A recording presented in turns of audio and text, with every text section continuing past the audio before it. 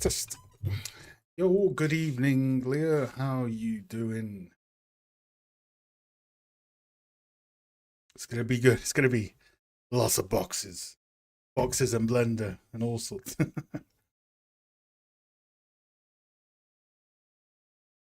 Looking forward to seeing some of your updates as well. That'll be pretty cool.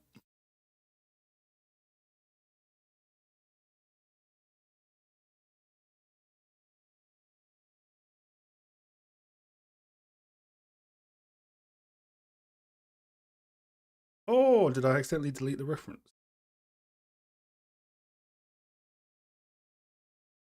Must have. No, it doesn't matter. Can you hear me? We all good? Just got on to the PC.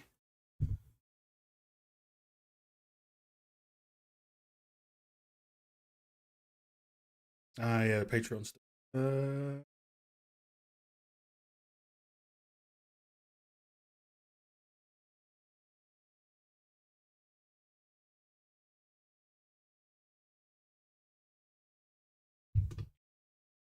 How is your Thursday going?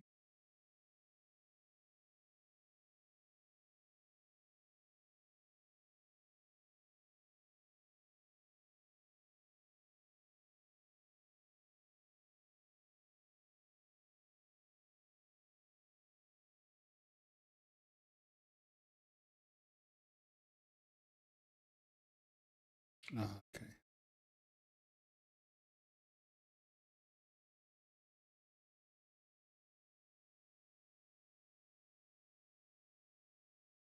Cleaned up some of my desktop, so I was like, Where is it?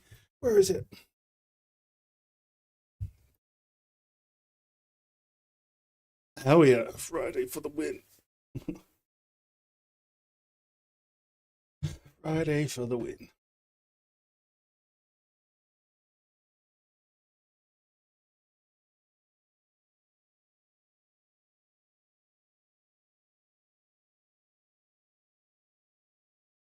I think we're all in good order.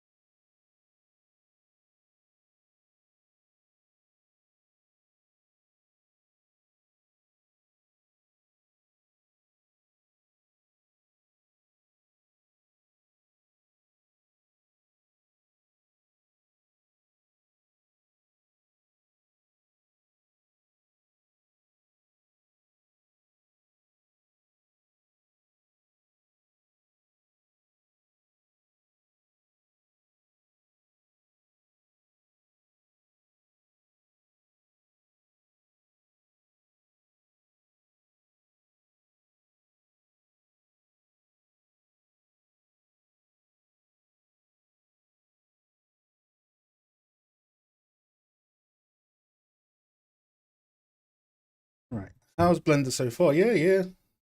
Too bad, not too bad. Week by week, getting a bit more comfortable with it.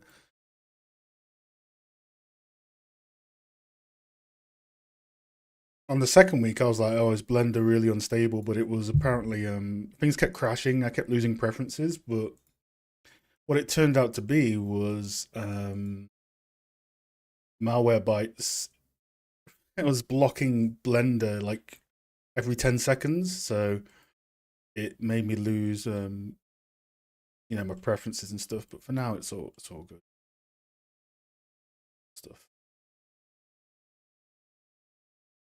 So that's what we learned in the last week. This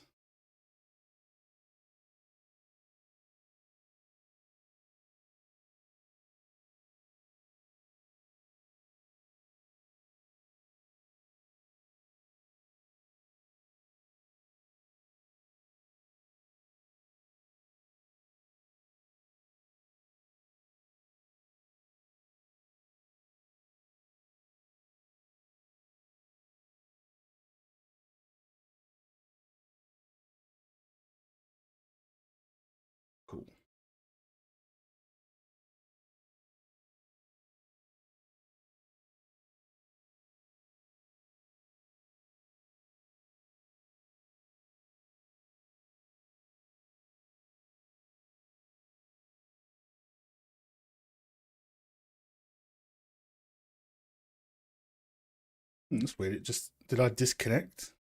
It said my stream elements just randomly said streaming again.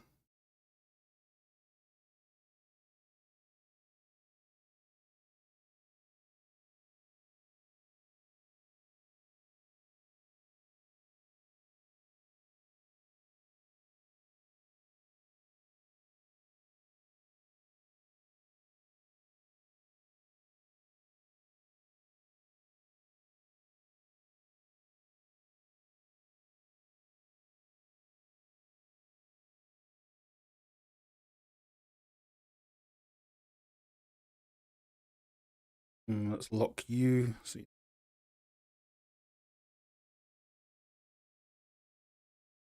Probably just OBS being weird. It said EMC 3D is now live.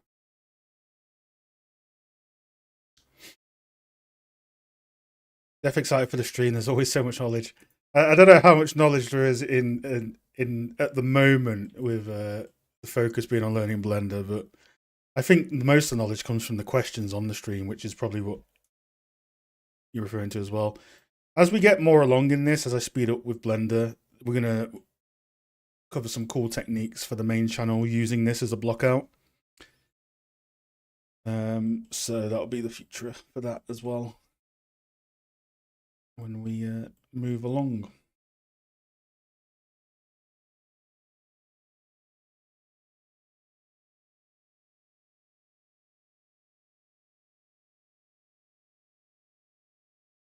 One thing I was hoping Blender had was the ability to use the same modifier as an instance. So one thing I was trying to do before was an array, but one single array on multiple meshes that weren't joined together.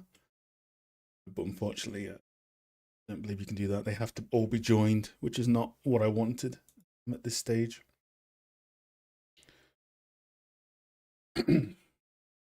Let's figure this out. Once this is set up, we can just focus on the top bit.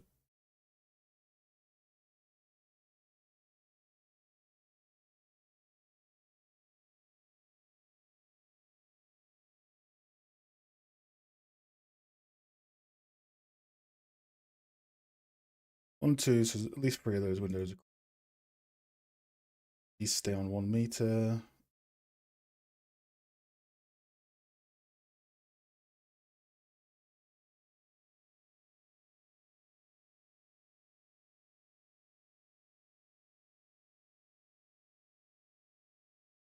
Yeah, it's not to copy it per se, but more so to instance it. Because I can copy it with the link stuff, but I think it's partly due to how Blender groups stuff. What do you usually use, Maya 3DX? Well, I used to use Maya, but I'm a lighting artist currently, so I use Unreal most of the time. But back in the day, I used to use Maya. Yeah. It's a good way to copy them. I was hoping we could instance them, but doesn't, at least in my tests, it doesn't really work that way at the moment. But it is what it is. All right.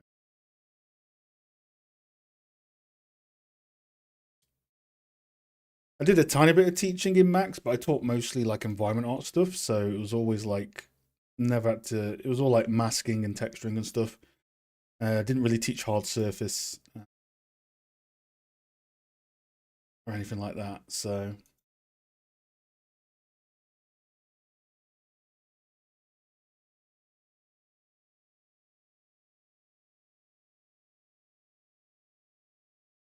don't mind me. Derp. Oh, okay. So last week we mirrored. That's why it's arraying weirdly. So what we need to do is need to remember where I left off. So much has happened in the last week. Okay, yeah. So let's apply that, and we'll be Gucci.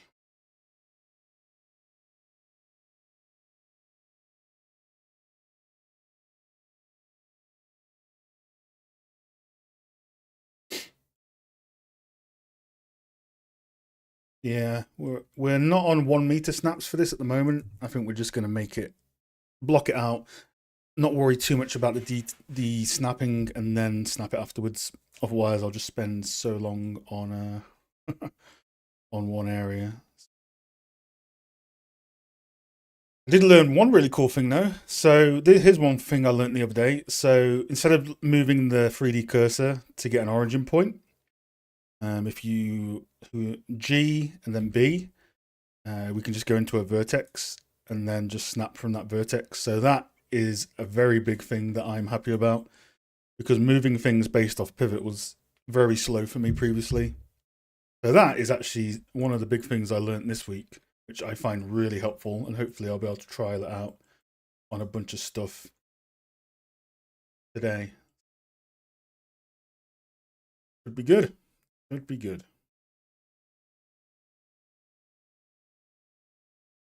Keep that window. So we'll see how that works when we're moving away with stuff.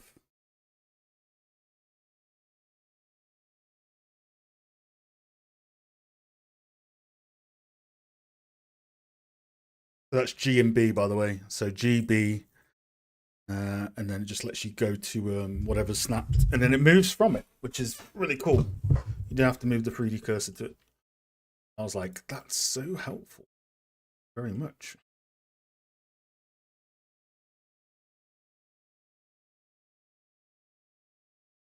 Grid fill, that was another good one. That's for more, not complex geometry, but grid fill was pretty good. I wasn't used to that from Maya. But I did like it. So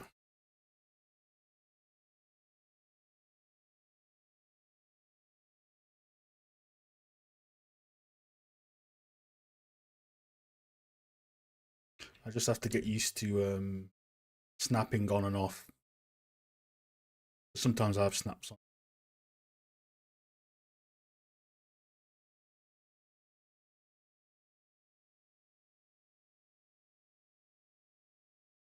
What comes after Blockout? Blockout's going to be a while probably, because I only work on this on the streams.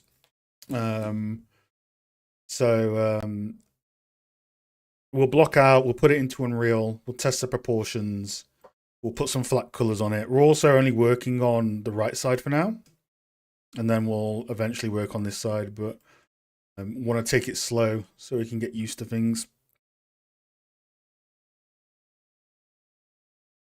And press Alt click parameter. Cool. Hello. Yo, Renzo. Don't mind me asking, how does one become a lighting artist? Yeah, so it's not really like a main thing at uni. It's usually like a side thing.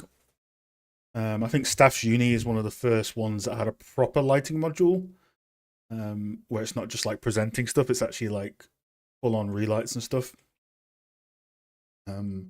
But usually you train as like an environment artist or something like that first, and then go into it from university, or at least.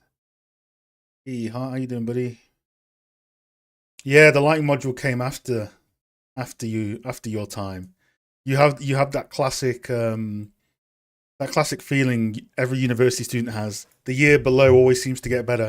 You have that classic feeling every university student has. The year below always seems to get better. It's like the oh, hello, am I disconnecting? Or is that lying to me? Oh, I'm still here. Apparently, is OBS lying to me?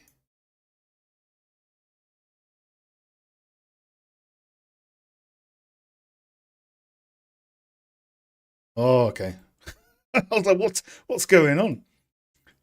Oh wait, what's going on?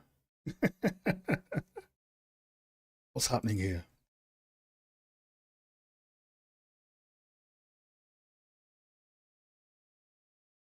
How have you been anyway, man? It's been a while.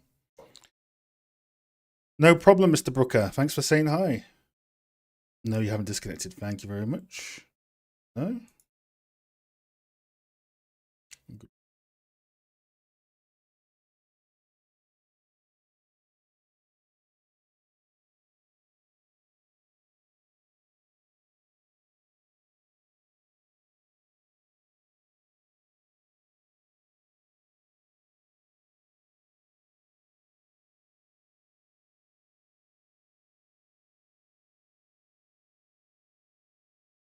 You lag a little, that's all. Really? Hmm. Maybe because I'm multi-streaming?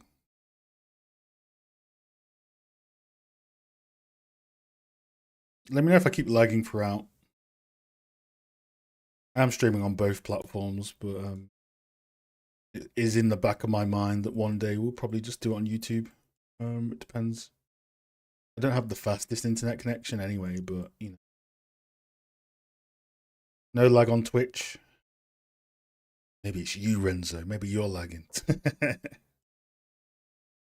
So out of frame, cool. So usually separate glass to use as a transparent shader.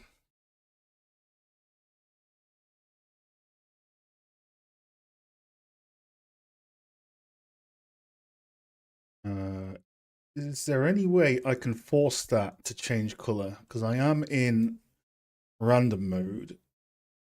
You are a separate mesh from the frame, but you're still brown. Eventually, we're going to put our own colors on, but the crayon mode I do find helpful. Working on freelance? Cool. Very good. You still doing stylized stuff? Feels like yesterday was that massive sort of, what was it, Mario level um, you were doing. Practice Shift A.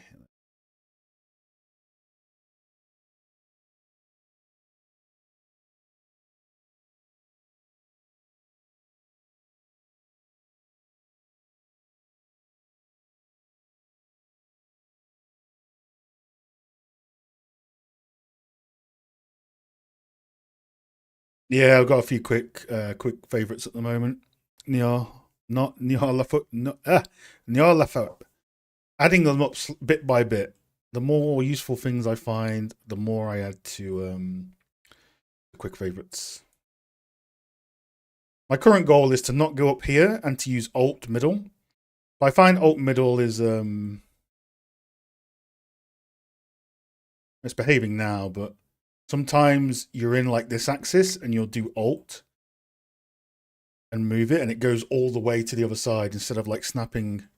But sometimes it does. Maybe it's just like muscle memory stuff, but or it's just very sensitive. But I'm trying to get used to that instead of going up here. That's the next goal. Sometimes like I do that and I wanted to go front, but it went all the way around. So sometimes it feels like a bit of mystery, very least.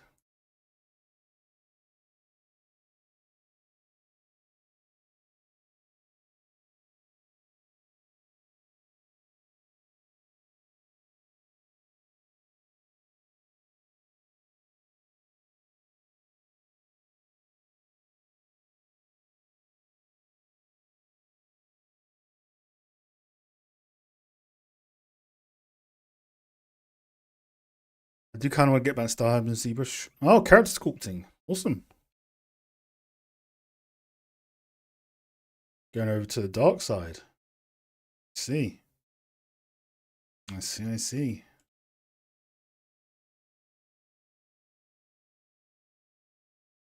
Can you stream your lighting process? Maybe one day. I do lighting every day for like 9 hours, 8.5 hours a day. So it would get very monotonous if I was doing lighting on stream.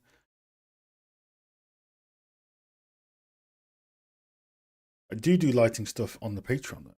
There'll be more of it coming up. I might do lighting stuff on the main channel. Depends. We'll see. Yeah, I don't want to just light all the time. I'll be lit out. Lit out of absolutely everything.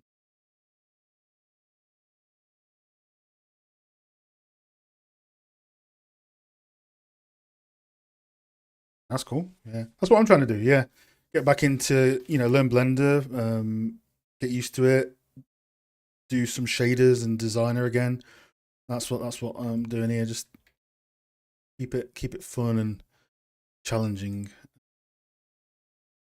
I do have beef with the rotate in Blender. So I always have beef with the rotating Blender. Just never seems to go the way I want. So if I'm like, oh,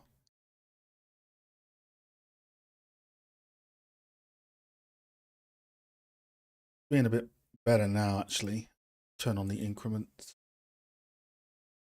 Sometimes it's a bit, yeah, it always gets stuck on an angle. So that's the only, scale doesn't do it, move doesn't do it. So I'm probably missing a thing there. But at the moment, I've had to go into here and do the Maya way. It's painful. So maybe that is something missing in terms of how the rotate works in comparison.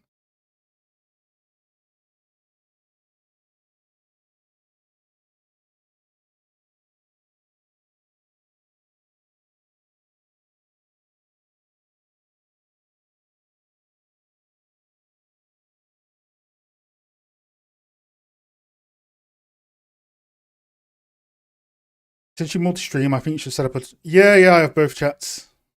No, sorry, I only see what you mean. Set up a chat which displays both. Usually, there's not many people on the Twitch side. Historically, so I know Heart's on there at the moment, but historically, there's usually more people on YouTube. So I am contemplating if I want to even multi-stream to Twitch. I don't stream enough really. It's once a week, so I don't. It's not like I'm min-maxing the viewership. So the whole control while rotating, it increments for you. So if I do R and X, yeah, it gets stuck. It always gets stuck, no matter what hook key at like this angle. So the rotate tool, I've got beef with. Got beef with that, at least for now.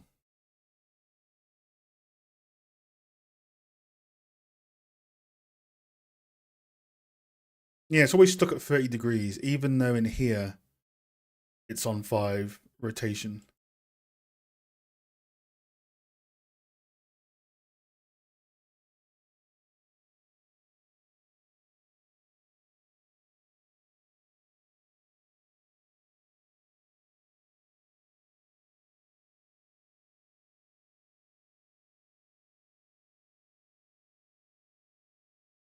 What's up, Fox?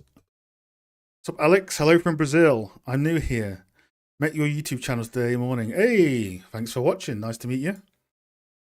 Yeah, stream every Thursday, 7:30 until 10 p.m. 2.5 hours, and the final half hour is usually Patreon reviews. People that people can watch. And the first two is just vibing out, answering questions, watching me be a potato. I was trying to learn Blender and get back into environment art, essentially. So that bit's thinner here, but for the blockout, no, we don't need to worry about it. Even to a degree, doing these window frames is a bit early, but I don't want to be too rigid on how I block out. I just want to try different things and see how they go.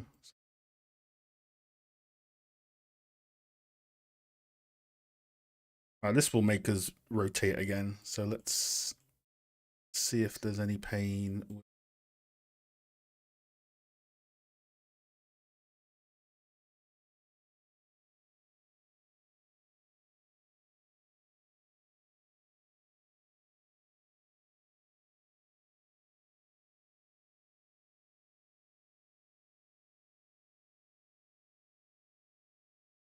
Depends on object name. Really? Oh, really? That's interesting. Oh, just assigns a. If something's the same name, does it share the same color? Or does it have to be in the same collect? No, okay. It does 001. That's cool to know, though. Know that.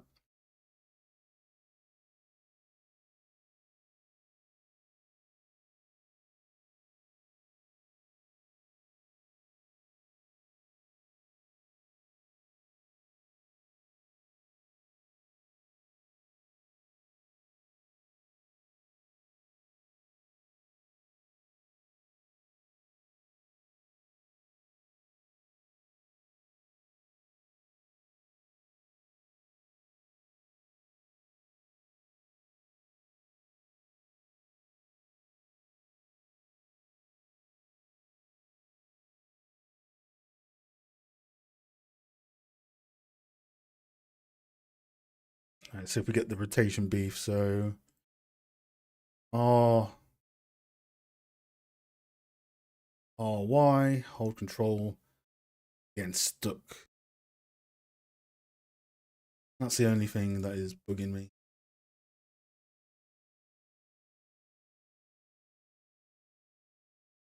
It's like it stops after a certain point.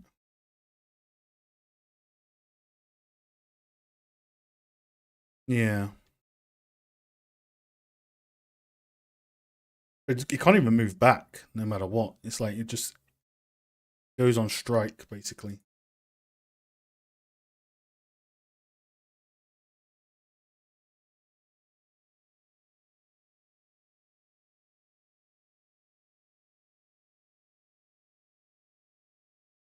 As long as I don't freeze the transforms on this, I can always get back to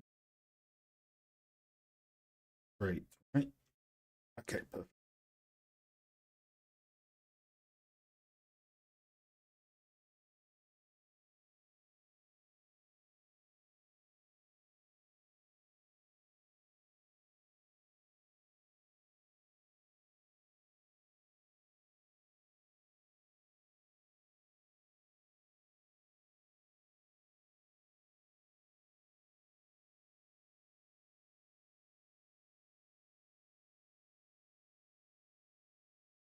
What's the best approach to start earning money with 3D environment after building a smart portfolio, in your opinion?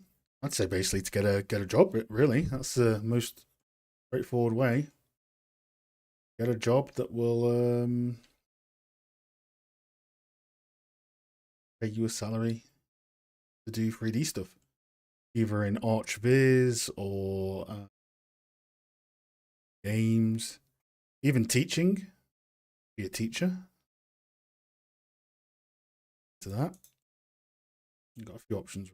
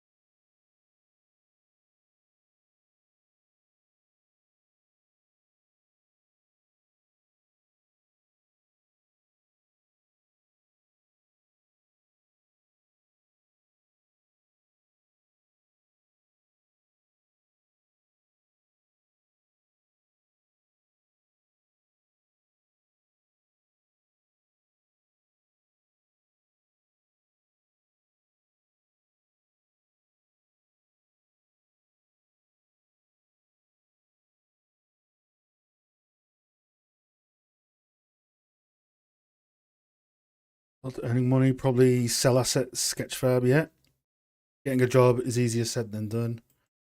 Those are the main ways.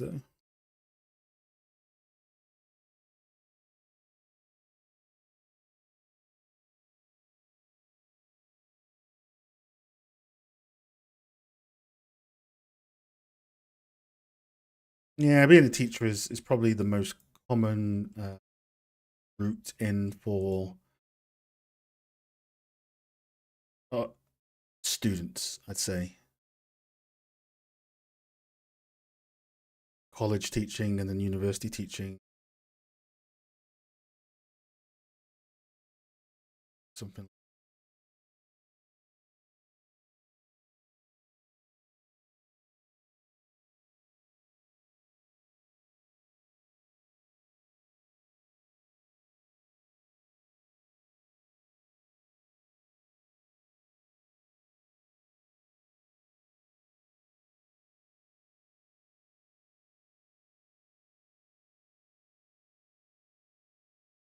Okay,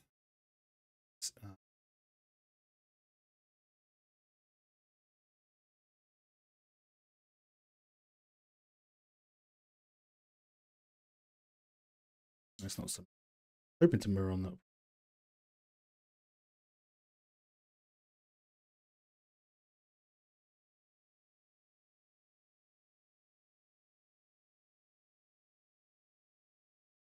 Do environment artists mostly freelance or is it mostly in studio? It could be a mix. some level of neurodivergence. We like sharing our interest and knowledge. Yeah, for sure. Yo, Mark, how we doing? Good to see you again. How was work? How was lay work?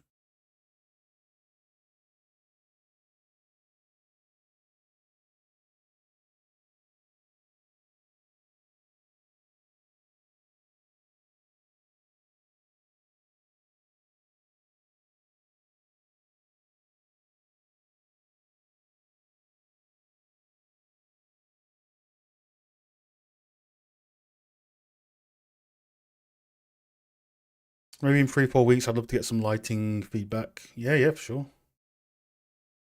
You know how it works.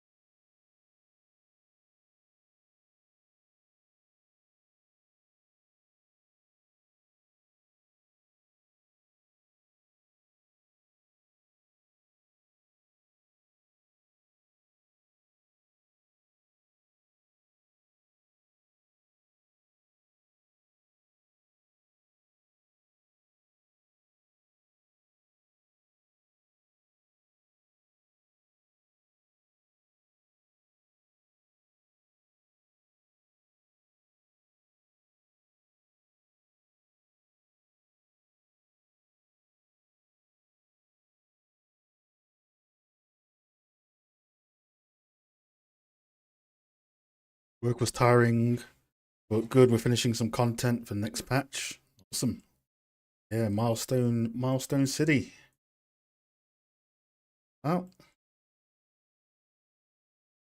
glad to hear it's going well.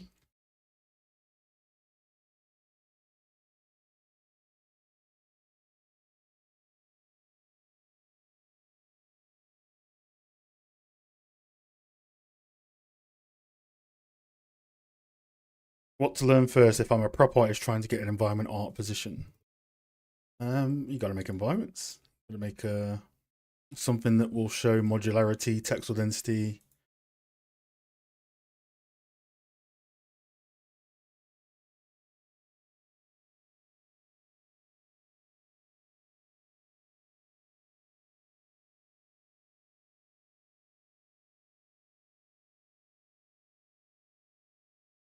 Want to transition into basically the opposite of props.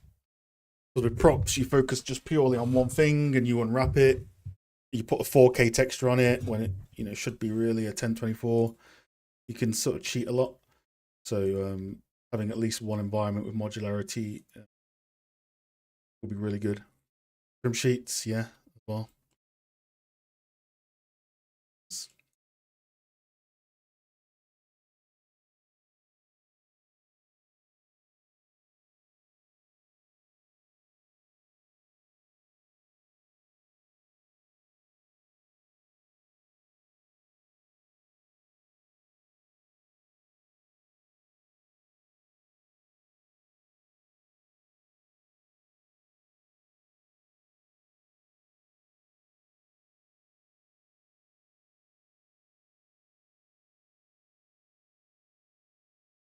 You can have a prop in your environment. They usually have a good system for doing environments. They used to call it WFC.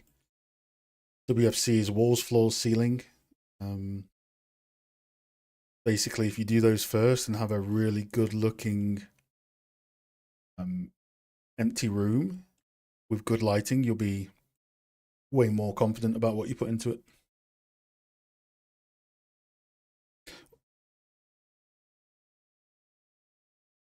Would you do a trim sheet for this building? Um, I should really do a modular and trim sheet plan for this, but I'll probably do it in reverse order. Well, you can actually do it in the blockout phase, so it's good. But the only thing that will really be on a trim sheet is the wood. Um, like this side of the building is what we're doing now. Eventually, there'll be some trim stuff here, like different types of wood, maybe these barrels, the stairs. But for now, you know, this would be tileable. That wall would be tileable. All the wood would be trim. That would be tileable. That would be trim. The wood frames in here would be trim. The glass would be its own shader because glass is a pain in the ass. But yeah, we're going to learn Designer to do those things, and that will tie into the textual density stuff anyway. Stuff like that.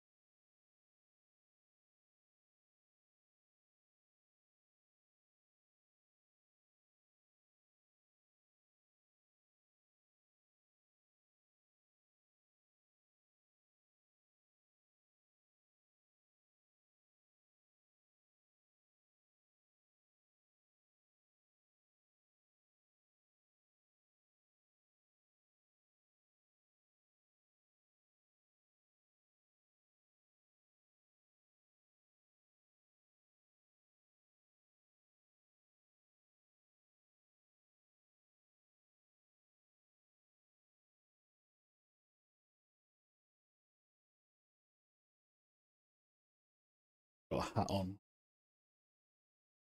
Hat. Okay. A lot of it's just beams. I think for the blockout, we can probably. This would be a good test. Can we extrude based on the normals? And what is the hotkey for that? Let's have a look. E. Set snap base toggle.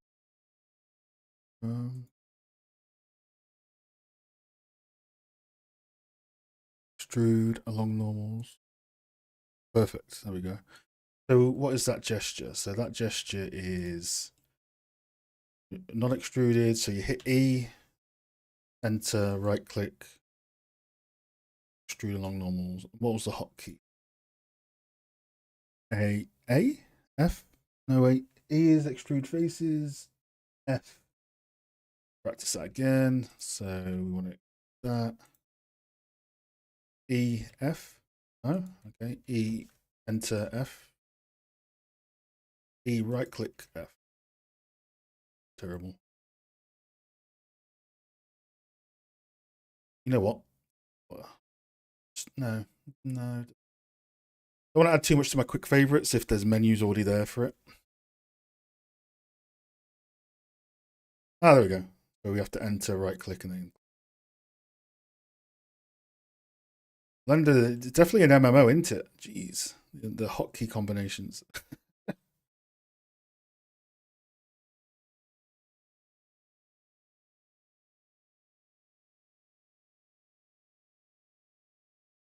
want to flatten you.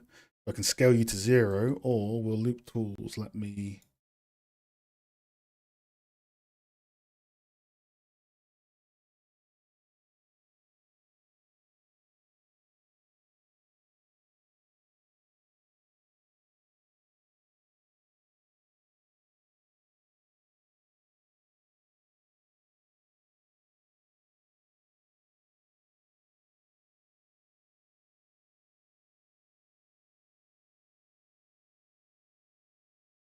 How would you do a trim sheet for the building? I won't put the stones on the trim sheet. I would just put the wood. Shortcut Alt S. So when I'm trying to find an empty room, is it better to work from concept or better to work from concept? You can come up with your camera angles after that. You'll be good.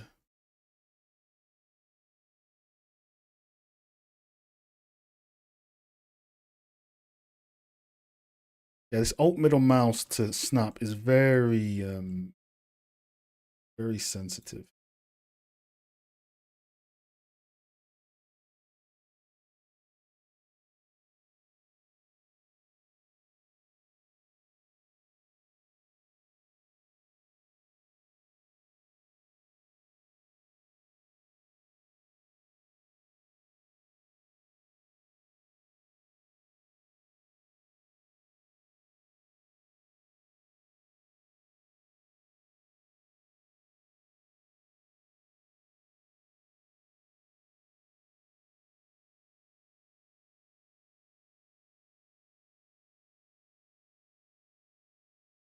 The Blockout.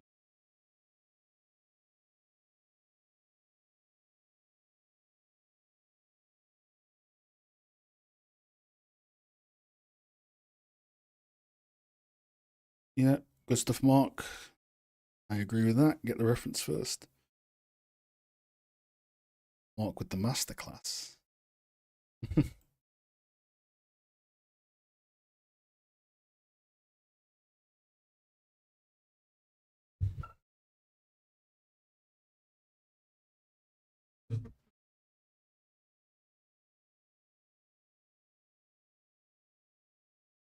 Or you masterclass, Mark.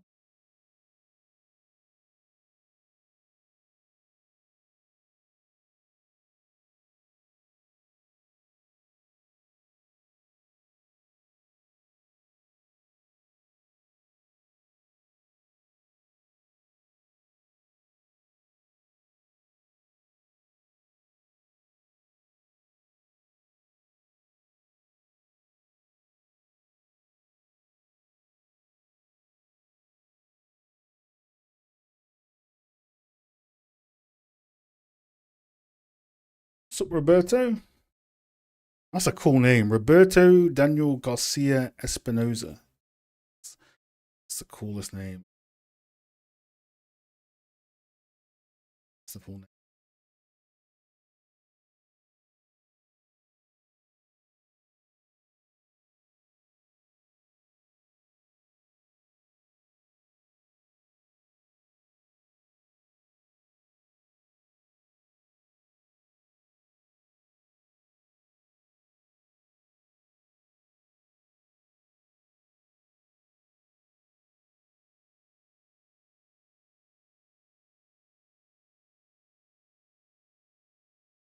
I've changed my name.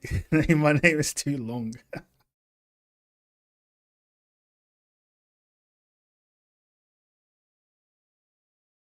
Your name is fine.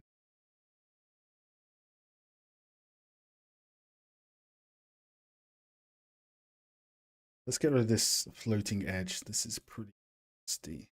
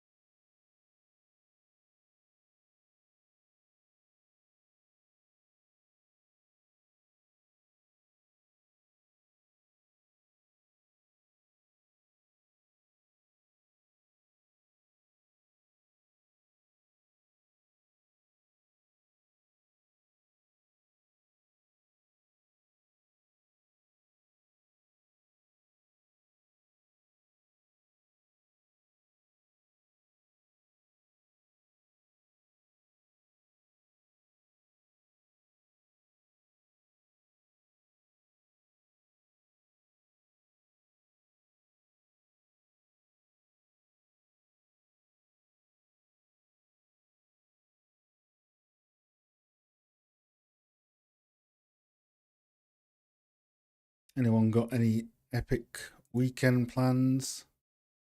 Mine is just going to be munching food.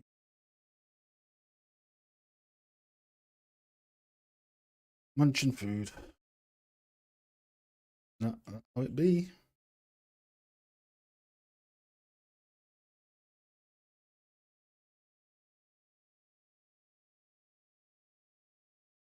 So let's give this a try, because let's try and utilize our 3D cursor a bit. So cursor to selected, anything I make from the cursor. So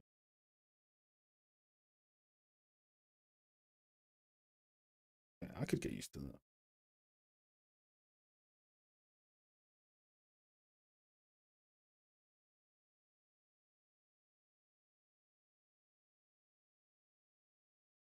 Oh, I learned this really cool thing this week for Blender. So before, right, I was the slowest thing for me coming from Maya was being able to move by pivots and from pivots.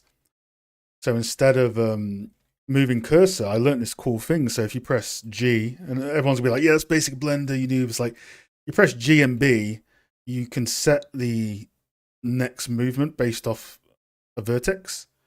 So you just move it there, and then it will just move to any snap from where you just selected. So you don't have to do that thing that I was doing where I was going like Shift S, cursor to selected, set origin, and all that sort of. It took ages, right? But that's been the highlight for me this week, um, in my learning. So for example, right, we could, we can let's, uh, let's subdivide this, and then you can just like we could just use the center line, right? So UB, boom, right in the middle. So I thought that was pretty cool.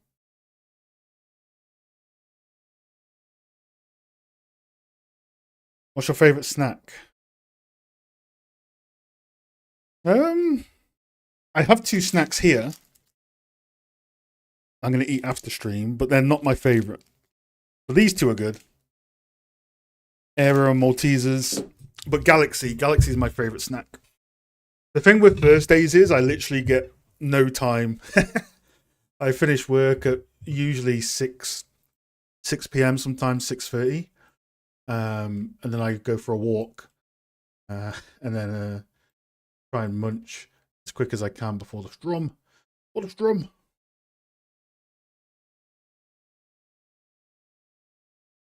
Yeah, it's pretty good, Mark.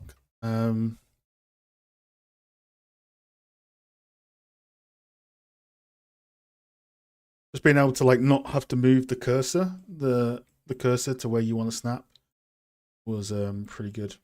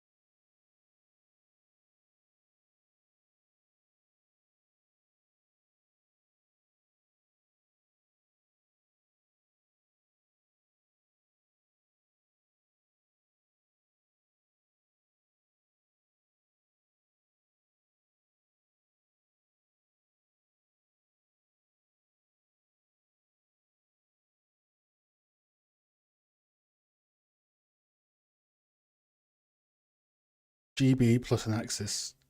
Yeah, GB is awesome. I'm a fan. I'm a believer. Believer of GB.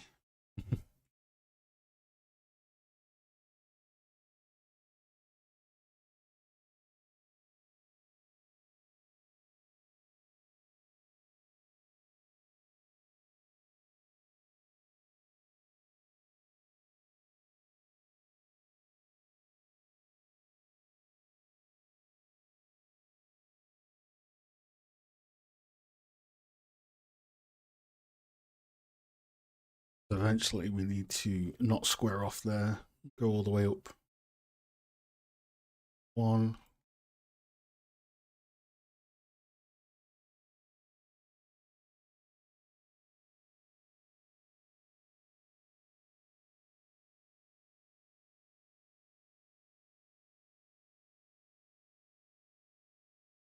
GBX.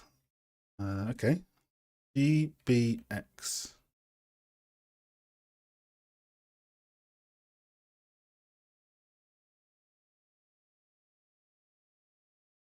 See where I can use that. I just like it for snapping to the verts because I had center lines to a lot of my stuff. Just nice and easy starting out. You can always go back to a half when you've got those center lines. Keeps things equalized as well until you add a wonkiness pass. Oh.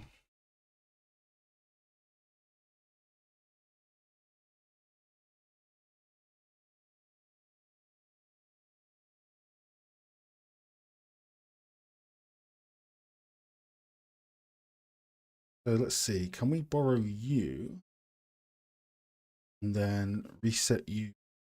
Can. See, I hate rotating. Rotating is always a pain. Like it always just gets stuck no matter what. Need to have a proper look into that.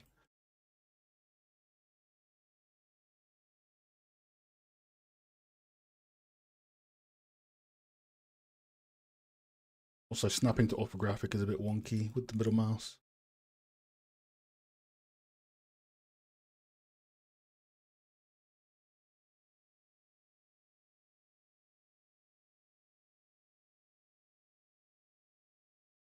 The only thing I hate in Blender is the curve modifier. This thing is so badly implemented. Not used it yet, so we'll soon see. I loved your trim sheet lecture, very detailed, helped me a lot on my project. Ah, no worries, Jagadish. What sort of project are you working on? Wasn't there a video of you discussing nanite in games? I can't seem to find it. I didn't really just. I don't think I discussed it. It might have been like a passing comment on a video somewhere, but I haven't discussed it properly. There is a really good video though that came out recently. I don't know if you guys heard about that drama.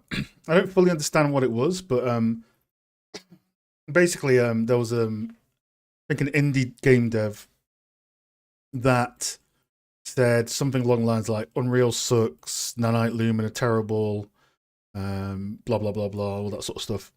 And there was one of the response videos to that was from like a principal environment artist with 15 years plus experience, basically disproved everything that was said in the video and gave evidence. So that video, if you can find it, it should be pretty easy to find with the drama. That video is like gold. Like I need to watch that and learn from it as well. Yeah, Fret Interactive. That whole thing. Some good educational videos came out from that in response to what they were saying.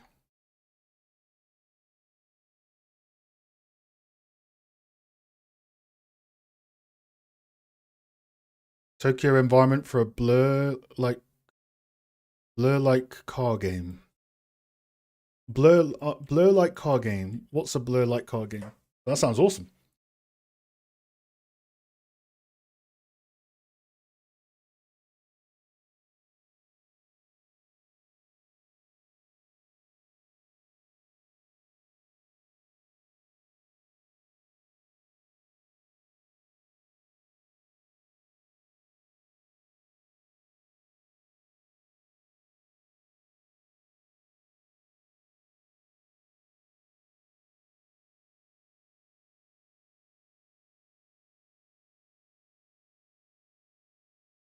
Oh, you're about Blur the video game. Okay. Surprised you know what that is. That's an old school game. That's from Bizarre Creations. I've talked about those guys a few times on the video.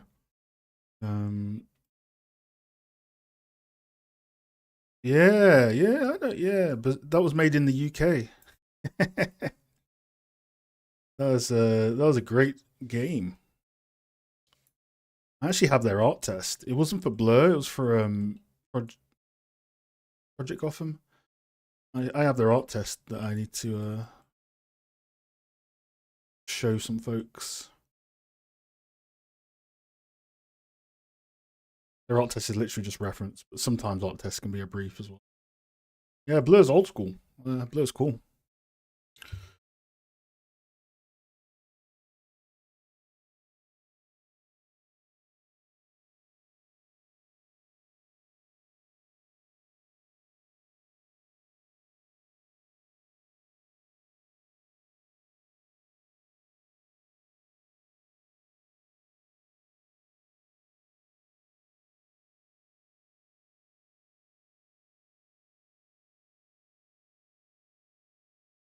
For the blockout, eventually we'll separate it.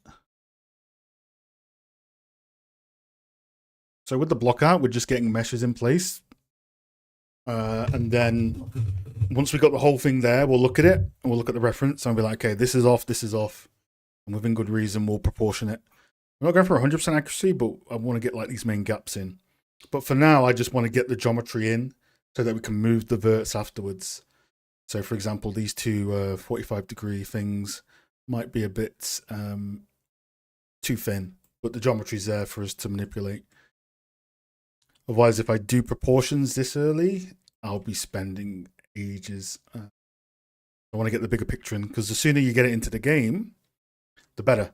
Because people can run around, check the scale, and then you can start doing proportions afterwards.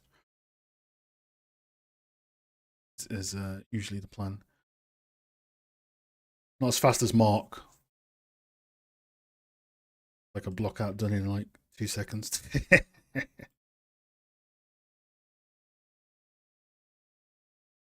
Let's try.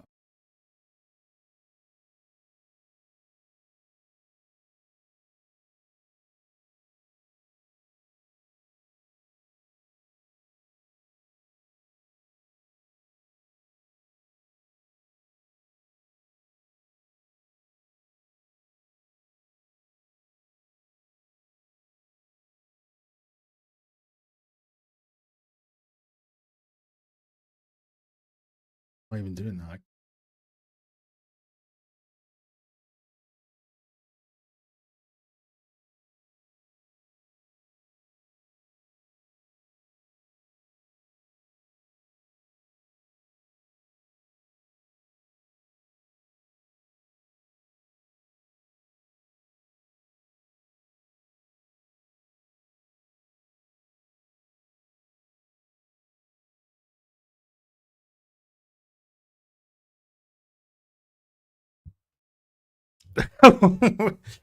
I found the video. I thought it was you because he had a very similar beard as you. Okay, link the video. I gotta see. I need to see this comparison now. The chat can judge if this is what you said is sinful or correct. Same beard as you. It's funny. It's probably the video I was on about, right? Is it the Threat Interactive stuff or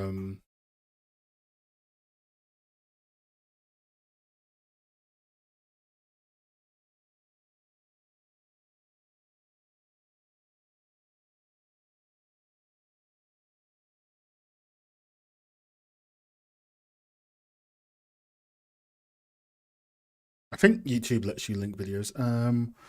What's your opinion about CGMA? I'm thinking of getting into environment art for games UE4 with Peyton Varney, but the prices are kind of high. A lot of people do CGMA, so I think it's probably got a pretty good, if not many people are doing it. You know? It's like $998, right? It's like something really high up near there. Now for 998, it's like a 6, 7, 8 week program. It can be pretty good. I don't know if they change CGMA, but a lot of it is usually it's pre-recorded, and you do feedback live. I think you get feedback videos. You get to meet once or twice a week as a group. Then the rest is just self-taught, based on lecture videos. So it's up to you, really. And it's very credible, though. Loads of people do CGMA. Like, what do you want to get out of it, basically?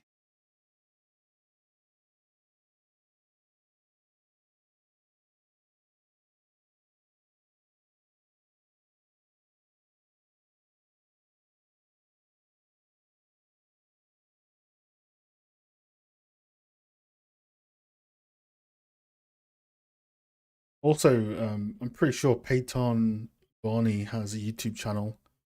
I think he works at Naughty Dog, so there's going to be someone that knows their stuff. It's going to be him, right?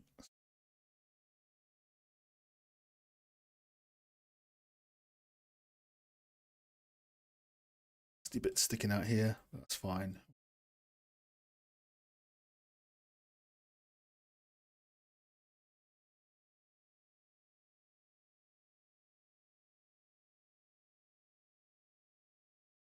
And that thickness is really. So we need to be thicker on the sides. We need to go up. We also need lots of polycubes. So many polycubes because they're all separate meshes. For the blockout, I think we need to do some custom coloring at some point.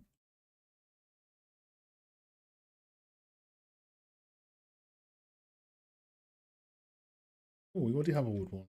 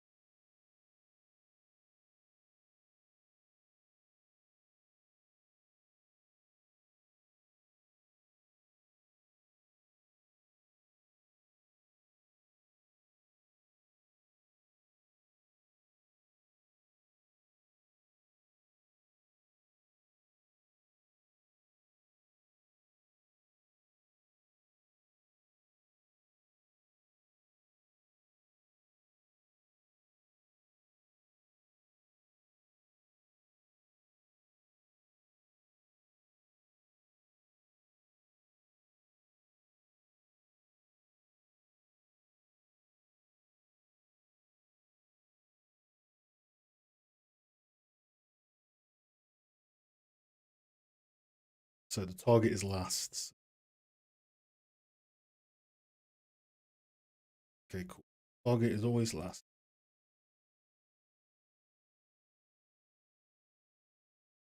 Last.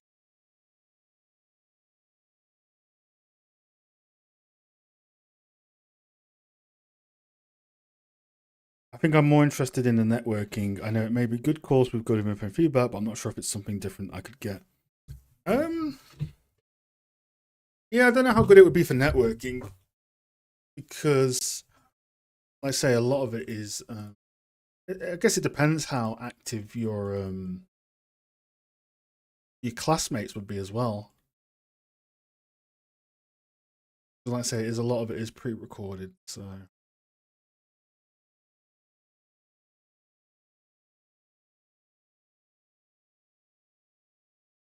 now if your goal is networking, I think probably like personally beyond extent is probably better because that's like you'll get they have like challenges and all sorts there, right? Workshops. You'll probably get more value out of that than doing CGMA if that's what you want.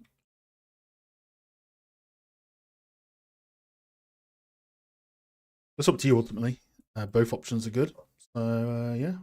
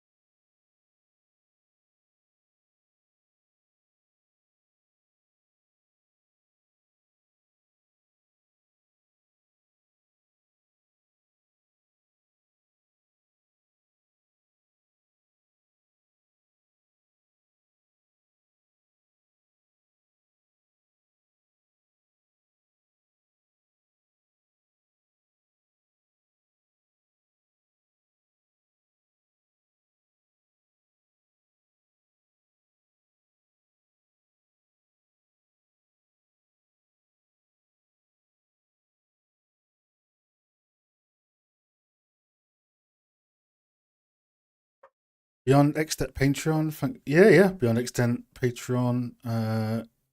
Probably one of the top communities next to Dynasty Empire. We have a tiny one, like, so self plug. The Discord is like one of the benefits of my Patreon. The main thing from Patreon is like the Patreon videos and the streams, last half hour of the streams. But this Discord, it's got quite a nice small community feeling at the moment. So there's quite a few cool folks in there, mixture of industry and students and hobbyists and all that sort of stuff. So, but yeah, we're in the early days. We're still in the first month, like 5th week of it. So, if you want something smaller, that could be good. If you want something big and established, beyond something free, Dynasty, there's what's great about this is there's loads of options for you based on what you want to do. So.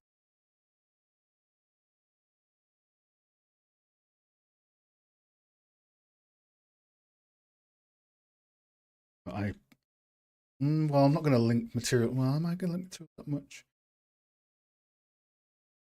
Give it that. Control L is a pain in the end.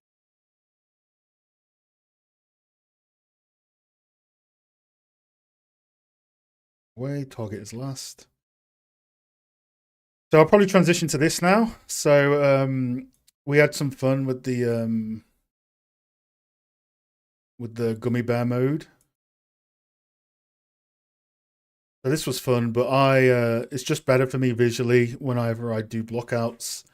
Plus, it's going to end up looking like this in Unreal anyway with the blockout. We just basically color drop.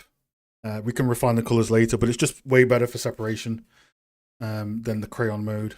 For me personally, not saying it's the best way, but because in the Unreal, this will be the colors that we have the lighting on, and we'll have a colored blockout and all that sort of stuff. So, but yeah, this will just make stuff really easy for me. And having some shadows on as well from the HDRI just helps it a little bit.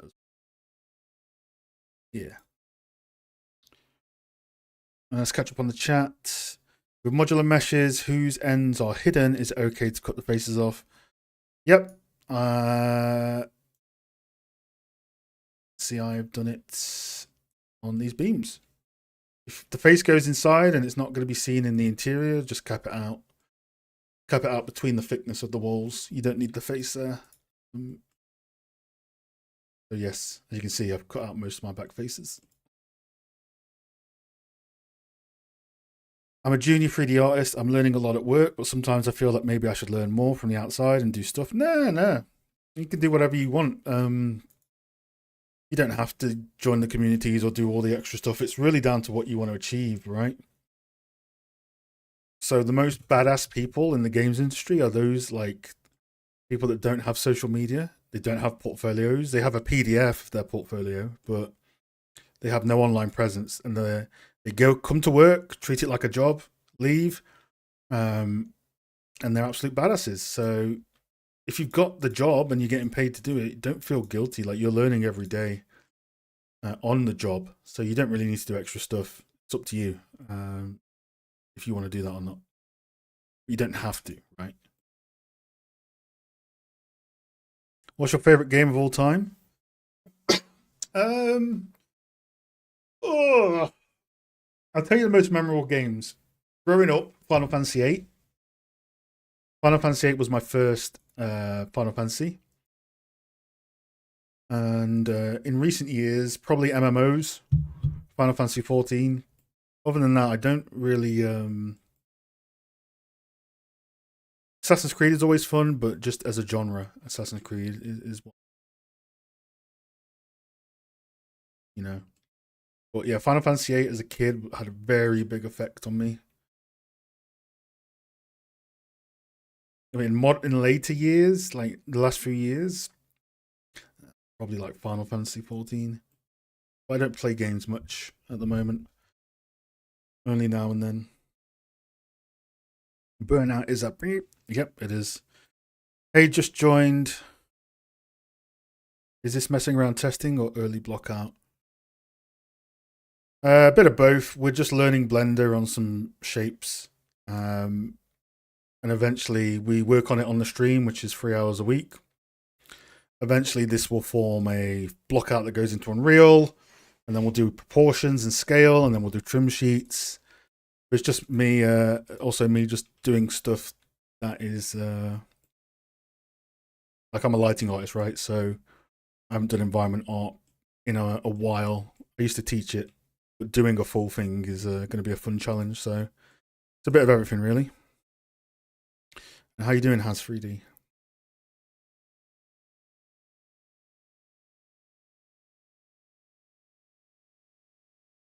Something smaller could be cool. I'll join. I want to get more into 3D communities. Yeah, completely up to you. Is it Vakaloka, Vakaloka, Vakaloka? Completely up to you, right? So there are a bunch of Patreon videos already up on there that cover more how-to stuff, because the main YouTube channel is more like higher level theory about stuff. The Patreon is where the nitty-gritty. This is how you unwrap the text density. This is where you doing an interview, blah, and so on. So those are the more how-tos. So it's completely up to you, though. And plus, at the end of every stream, the last half hour, we look at the Discord and we give feedback to folks. We've got some cool projects that get looked at with the stream regulars as well. So, yeah, completely up to you, though.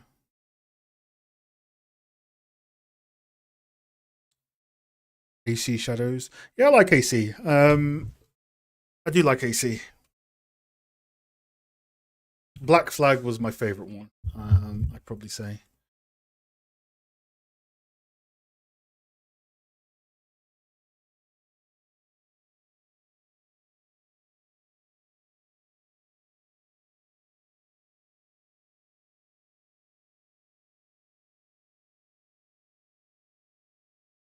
I did find a cool add-on that was in here, but it didn't. And maybe I need to save it manually because it didn't save after I closed Blender. So it was called. There's something in here, and you could basically save bookmarks on the camera. It would be up here.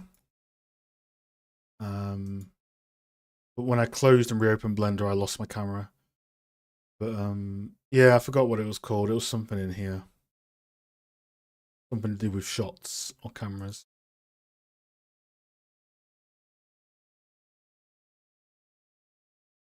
But yeah, that was something I found the other day as well. What up, Nora? Yeah, cheers, Has. Cheers, buddy.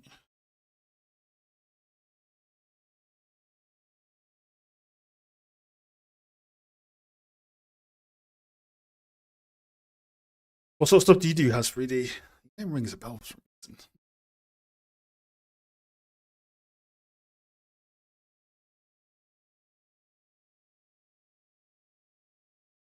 What do you do besides streaming? I'm a lighting artist, so working games, doing lighting. I used to do environment art a long time ago professionally, but I used to teach environment art for a while. So this is the first environment art project for a while to skill up, basically, and create some learning material. And it's a stream project. We work on it every stream. We don't work on it outside of stream, and we see where we end up, basically. Let's see.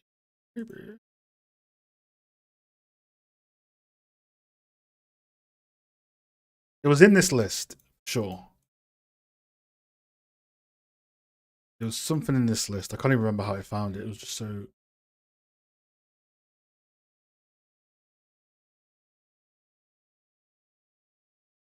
Nah, it doesn't matter. I'll let you know on the Discord when I find it. 3D environment art student in the UK. Cool. Where do you study?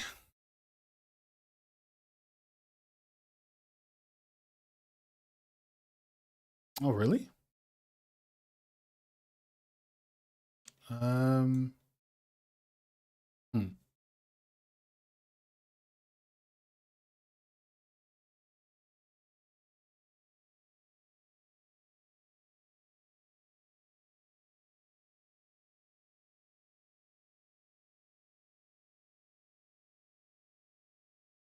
All good, no worries.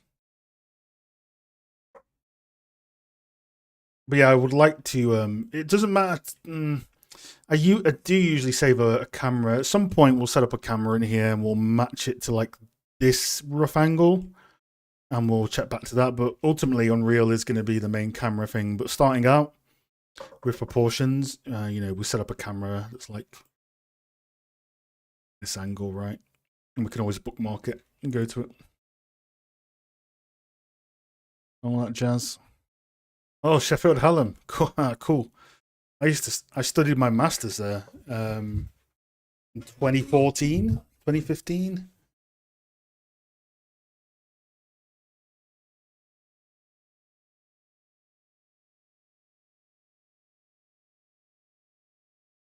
I remember that. Are you on the? I remember the campus is all uphill. You get out the train station at Sheffield, and you just keep going all these roads and hills to get to the Sheffield Hallam campus. And by the time I got up there, I was like, "Bro, I'm dead. Like, why is it so uphill, bro?"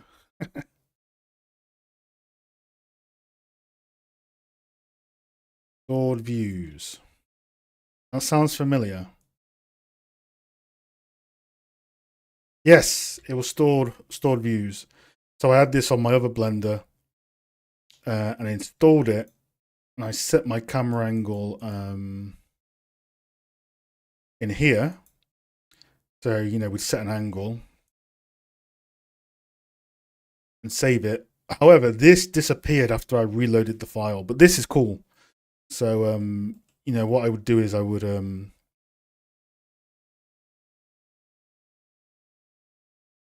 you can quick menu it basically.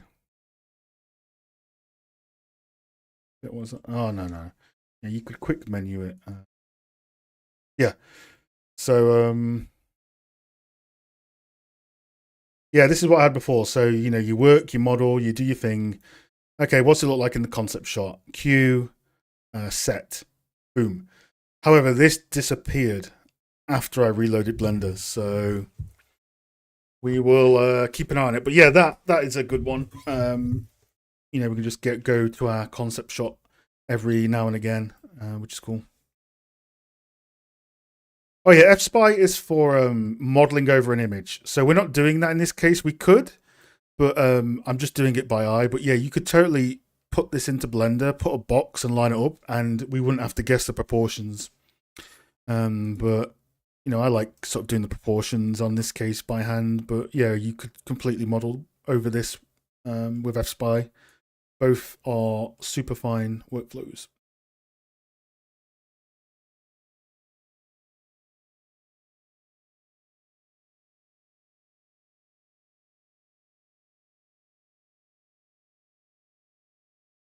Okay, we're not doing too bad, fortunately. You have to take note that the roof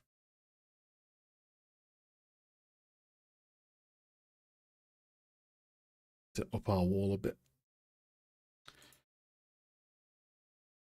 What up, Anna? Anna Martinez? Anna, ain't it? Anna? I don't know. I'm terrible at names.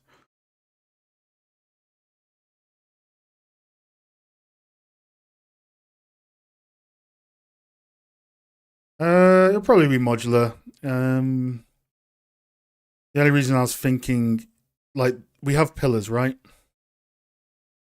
Pillars are a great way to be flexible on your modularity. So I don't know if they'll join side by side. We'll see, because we either need to be 1 meter or 2 meters. If we start being 1.2 meters, this and that, texturing becomes harder. So I was just thinking of like having it be like 1.2 meters and just use the pillar to hide the intersection. Because everything is easier with texture density if you are like 2 or 4 meters a lot of the time. So because that's recently one of the Patreon videos did like how to fit texture density at 1024 per meter. And life just becomes easier when you use set values, unless you have pillars. So as for these, we'll make one of these and we'll just literally crash it into the roof. It doesn't need to snap or anything. It's standalone. So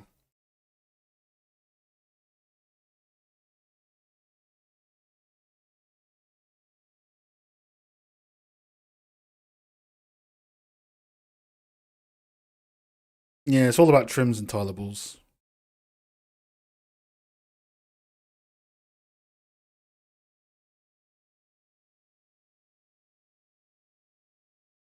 Because if you make a 2 meter modular piece, that's literally well, 2 meters in width. That is a 2048. If you make a 1.4 meter, it's like, okay, how you're going to have trouble snapping that for a seamless texture. Now, you can use triplanar, but, that's a different thing. Triplanar breaks a lot of rules in regards to that. But if you want to be fundamental, then yeah, I recommend set values. I may or may not do set values for this. It depends. Because I have the pillars, I can hide shit. So I think at the moment this is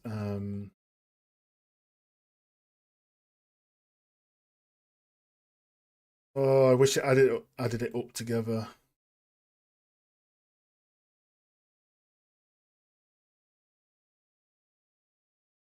If there's a way to set that, we just add it up. But we're basically probably like just over a meter. It's so close to being a meter that I might just snap it to 1 meter. Like, it is very close. It's at like 1.2 meters at the moment.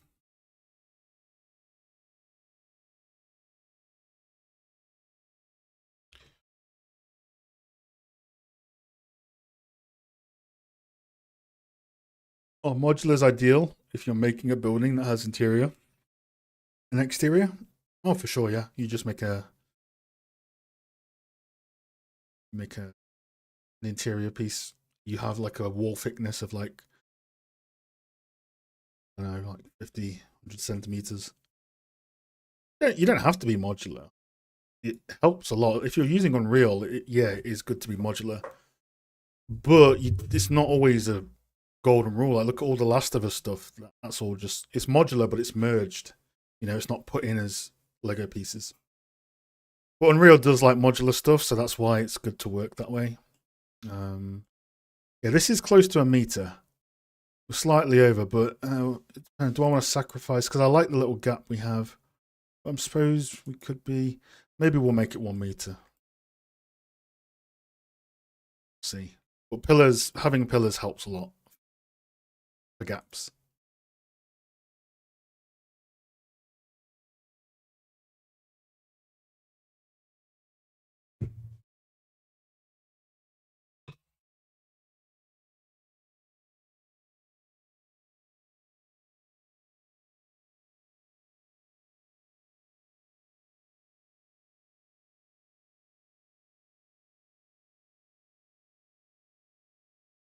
What up, Alson?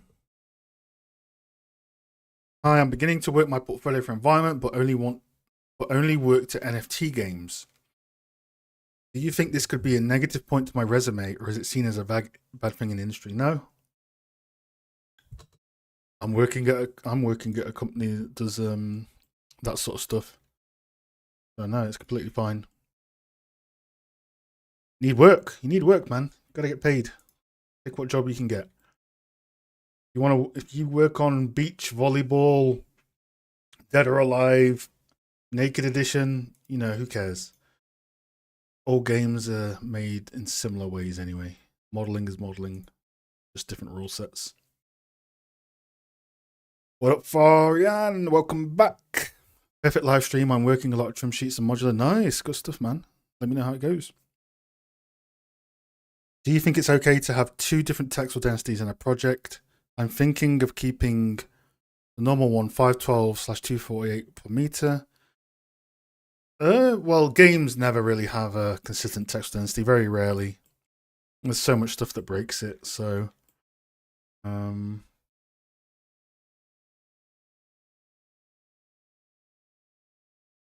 I would just try and keep things the same. Like you can like just group up more props to get in TD on the same UV. RGB masks will break TD, but you can't really get an RGB mask in texture density. We're going to do the full thing. We'll do designer, learn that. We're going to vertical slice this section first, because with the stream being 2.5 hours, 2 hours of that is only for this. So we're going to do the full process throughout the next few months.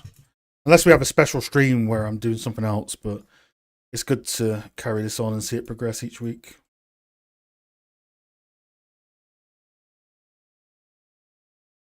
Anyway.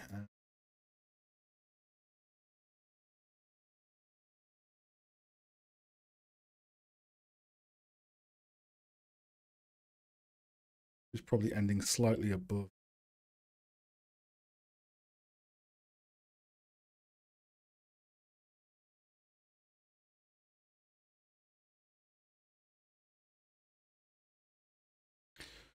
Well, yeah, with RGB masks, you're making so many unique UVs for an asset that it's just like, yeah, it's not going to be in TD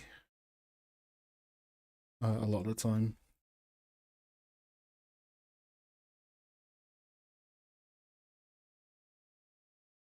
Are we on that width? That actually isn't too bad. I keep blocking in stuff.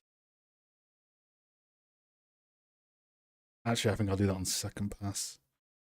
Because what we can probably do is, let's see if can Blender do materials on things that aren't split? Because that will actually save a lot of time in the blockout. So let's test it here, right? So we grab these faces. Can we assign a material, or do we need to do a single material that can mix everything? I'm game and website developer. Cool.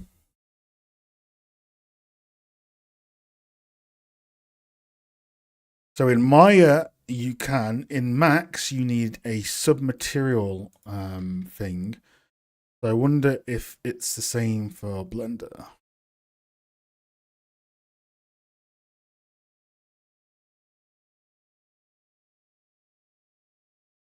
Oh, it's just literally that. It's not like a shader thing.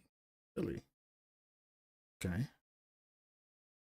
Let's try it. So select face and hit assign to the new material.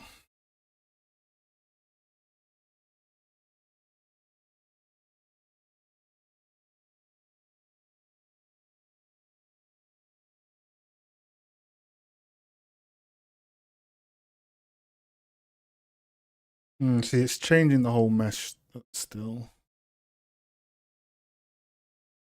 Yes, you can, but you have to add the material first in object mode. It's got a material on. It's got the matte stone, but I want this to have matte wood, whilst retaining its merged geometry with everything else. Because that way we don't have to start modeling all this stuff. We can split it by face, and the blockout will be quicker. So I have to plus a new material. I can't use one I've got.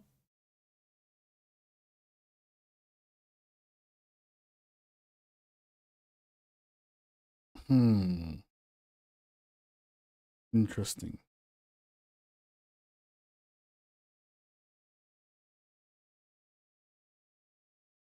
You have to add multiple material slots. Oh, is it a shader? Or do you mean, hold on, you mean in here? Plus, plus, plus. Where are you, plus?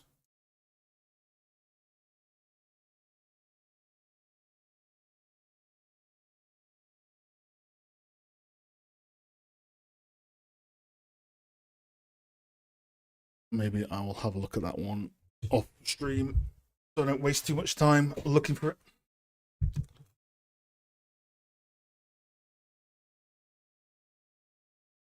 Oh, I see.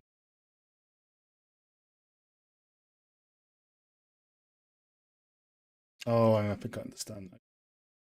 It's built into it.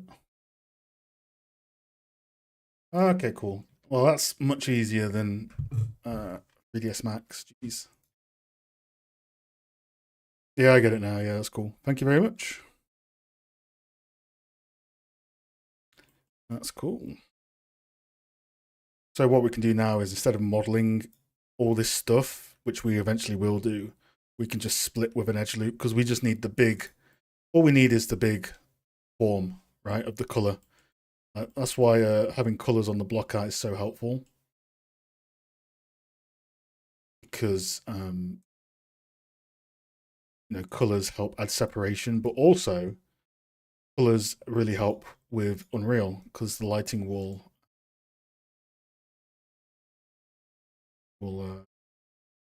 around it. So I keep subdividing. I need to get out of that bad habit. So I think it was Control R. Yeah. Okay. Also turn this stuff off. Oh, it's per mesh. Okay. Sense. Sense.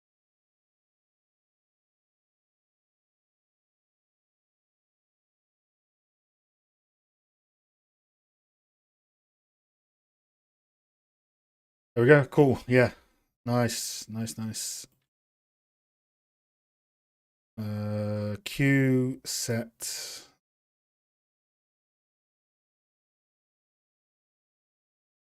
Awesome. Okay. Yeah. This is gonna be very.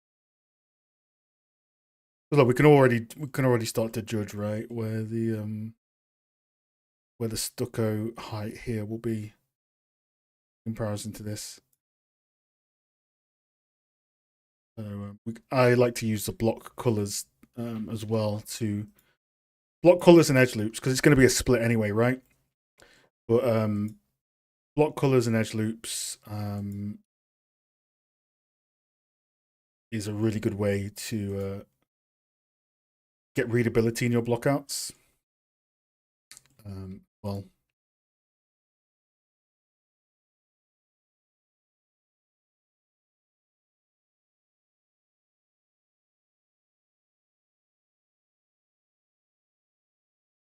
it's good to see you getting comfortable in Blender. Yeah, that's the fun thing about these streams, right? For people that were here in the very first stream.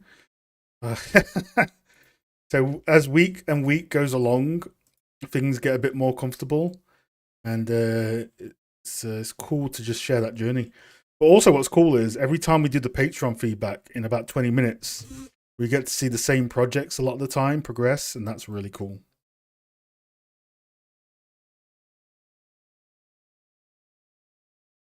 Ah, cool, Kerrigan. Yeah, yeah, yeah, yeah. That's cool.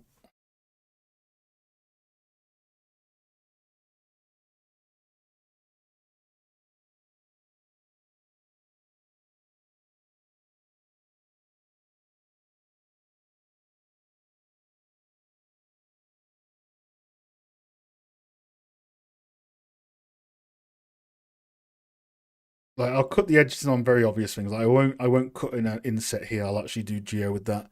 These really flat bits here, I'll probably just cut that in. Like I probably wouldn't cut this in because it's going to be floating. But this stuff is probably going to have separate edge loop anyway. That is the reason.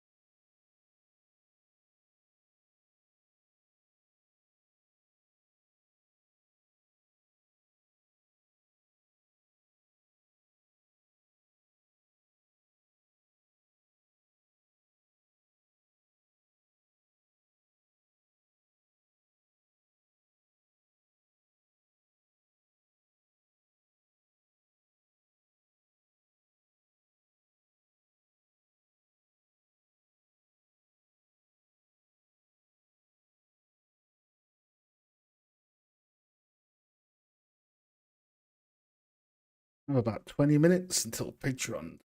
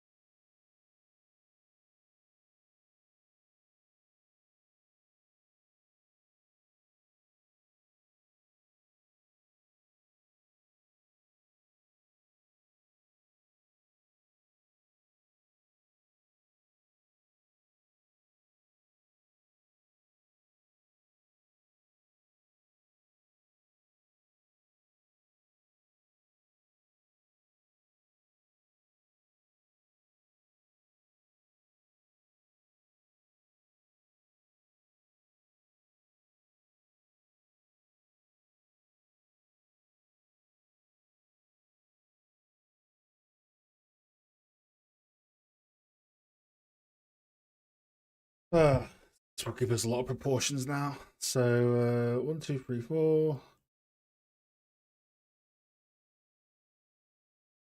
Now I wonder if I should duplicate each one, or if I should make use of the array modifier. Will be more mathematical.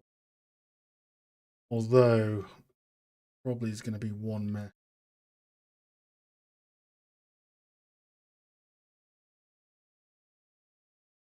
With a pivot in the corner for it.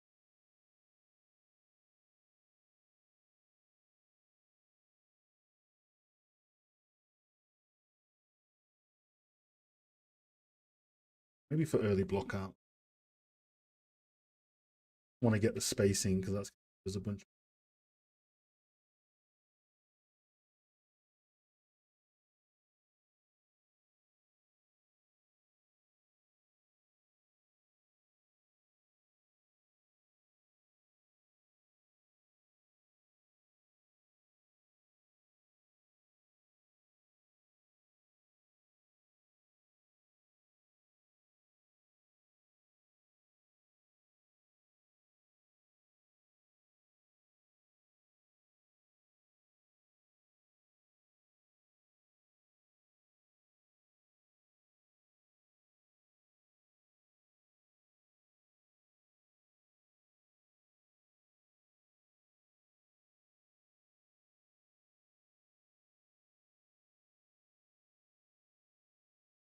An opinion on Houdini. We had a senior technical artist for a week who teached it to us. It's amazing how you can do. Yeah, it's the future. It's the future for environment art and technical art. Well, it's not. I say the future, but I mean like it's now. But as a like a staple, you'll definitely want to have as an environment artist, all that sort of stuff. Some Houdini under your belt. Just makes life a lot easier. One of our regulars, who's not here today, who's on the Discord, Matt. He does a lot of procedural stuff, and it's just like so efficient.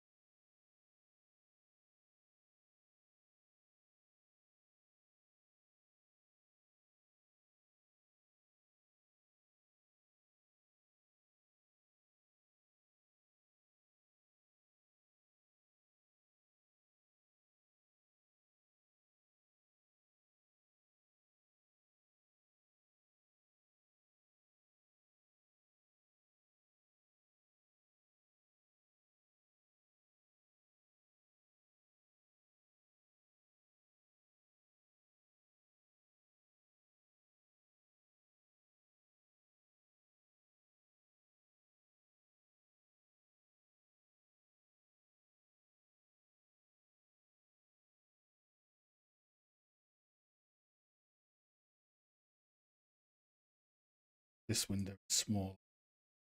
Post blockout, we will add the asymmetry.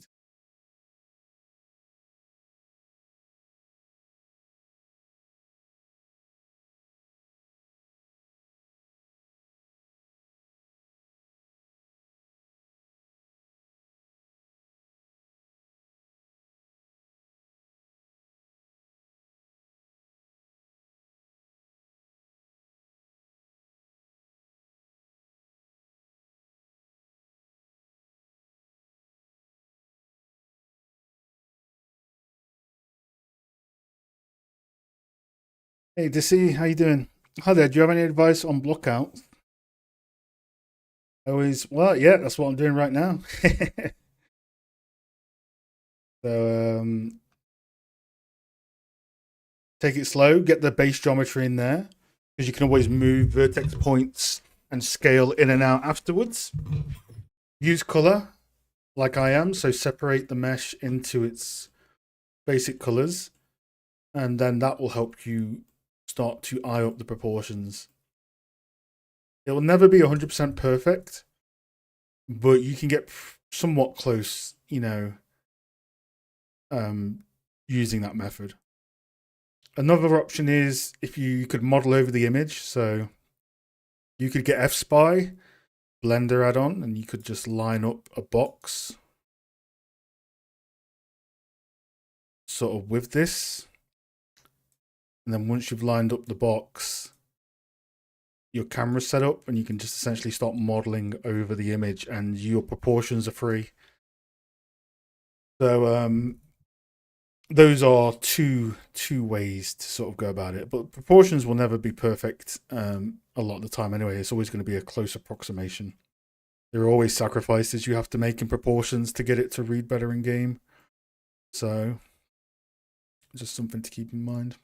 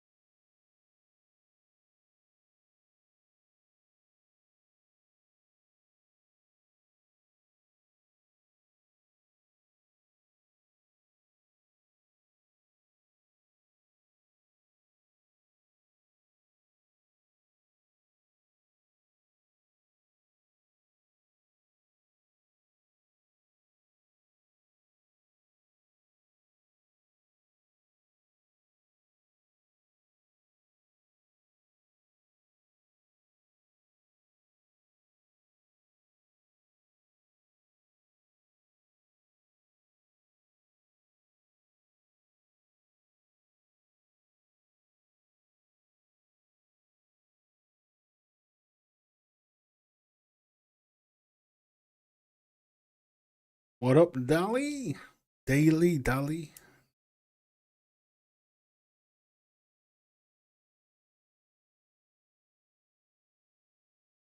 How be things? Good day, mate.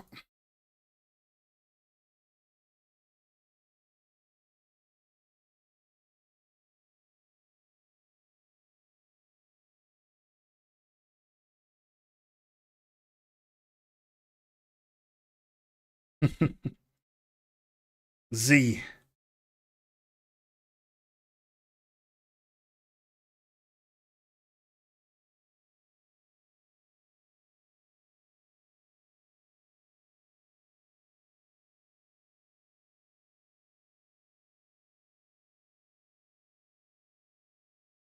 Yeah, cool.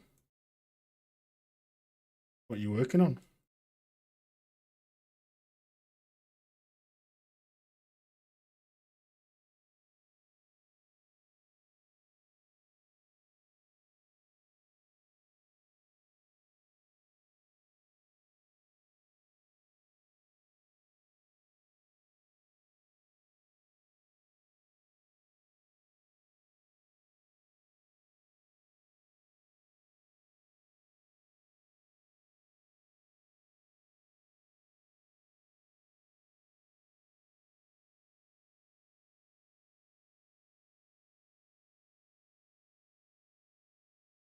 No worries, DC. First time catching your stream. Hope all is well at the new studio. Hey, cheers, chap.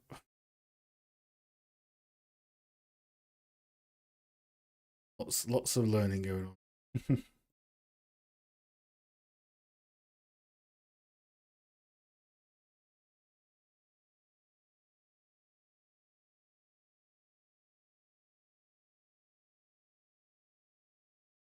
Now, why are you doing something?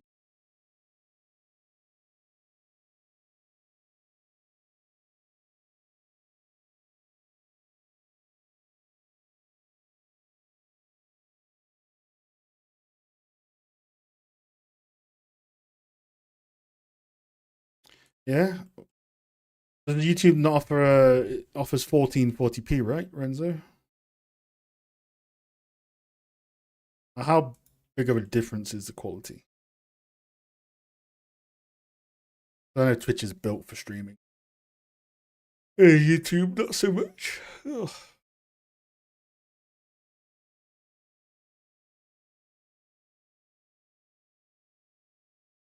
But YouTube saves VODs, so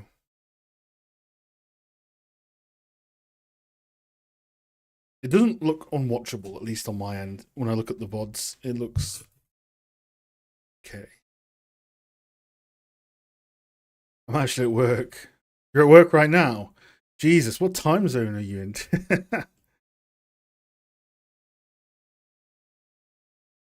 You have to send me some pictures, Renzo. Send me some YouTube and Twitch comparisons. As long as they're watchable on both, I'm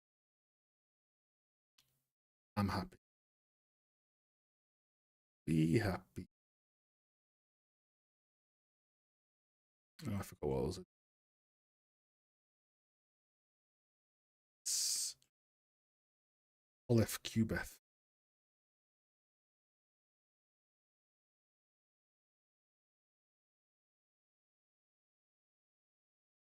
Actually, when in Rome.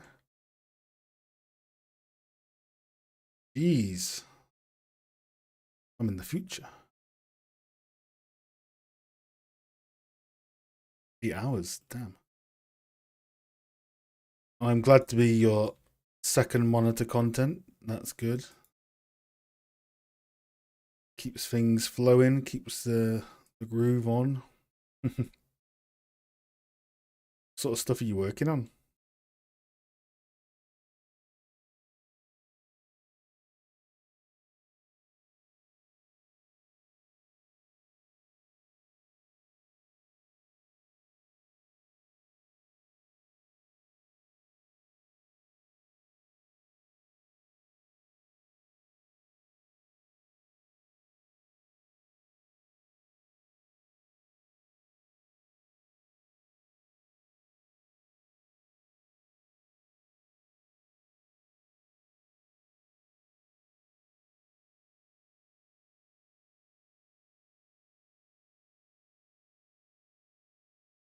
Yeah, I like podcasts and stuff as well. On the second monitor. Or streams as well. Or VODs of streams. Keeps in the groove and stuff. I'm going to leave the faces off here because at the end of the day it's going to go into a pillar anyway. But I'm not going to add the pillar right now. Maybe next.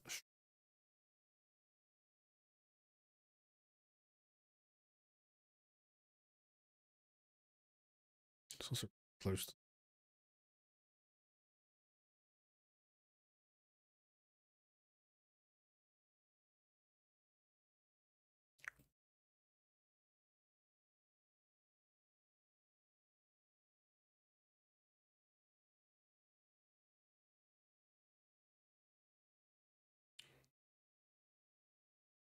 Oh, I can't say.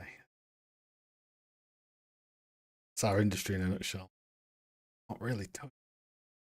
I'm a 3D artist on COD. Ah, cool. Is that California? Infinity Ward? I'm not really familiar with California game studios. Treyarch.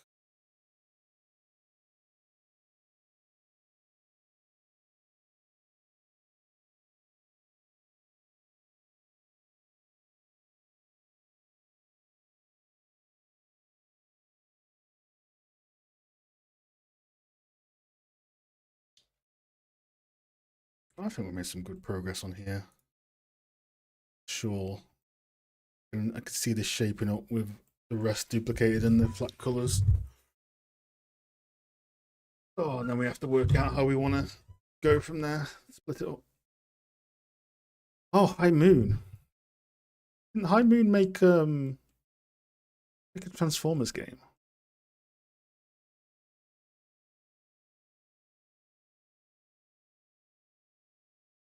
Rings a bell, High Moon.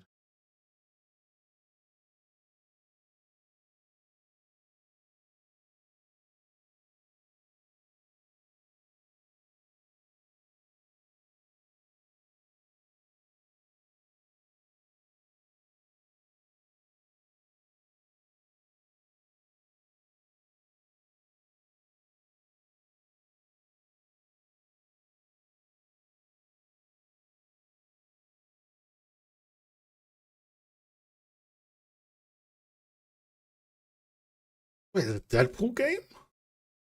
Really? Didn't know that. Huh.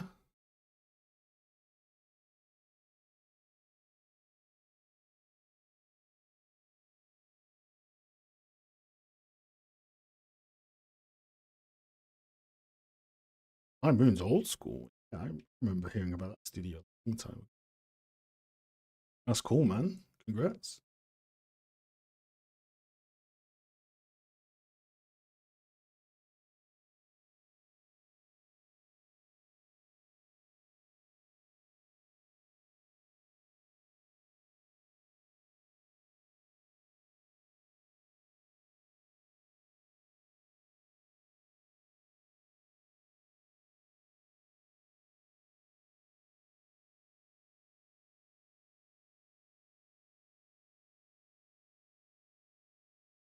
'How long have you been at High Moon?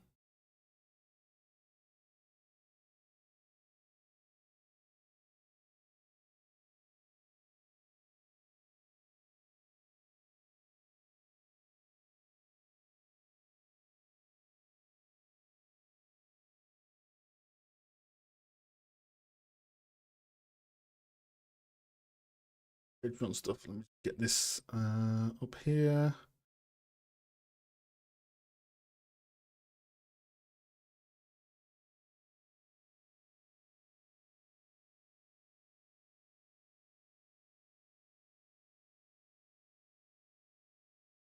$2 years. That's not new. That's you can make it past 1 year at a game studio in this climate. That's really good. New is like a few months. Right, yo. Yeah, things are getting a bit more streamlined, especially if you've been here in the past few streams. We're starting to iron out things, which is cool. And this blockout is actually starting to take shape. So, yeah, I think next week we'll keep working on it. We'll probably able to probably not Unreal yet. We'll want to test out the tiling of the upper floor and lower floor, and then we need to block in a roof. Probably non-modular for now, but eventually we'll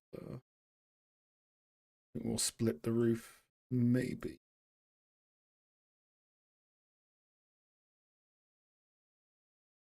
It depends how modular. If we want to think of it like we're making a big medieval game, the more modular the better. But if we're just making this piece, technically bigger chunks. So yeah, let's save over.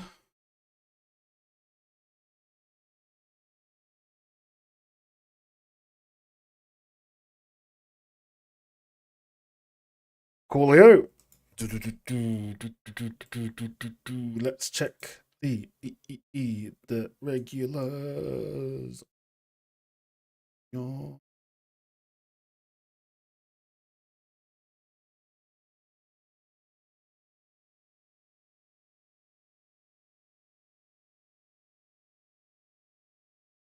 down. Rightio, who is Mark showing off? Showing off. Look how fast Mark is. Basically done. um,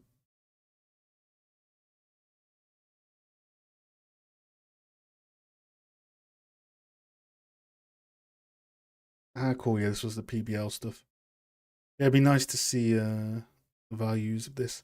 I think maybe as well from next week, I'll make a little section that says post here if you want feedback for stream, because I don't know how old some of these are now. Instead of just reading up from the whip channel. But I'm a noob at Discord, so maybe that'll be the way.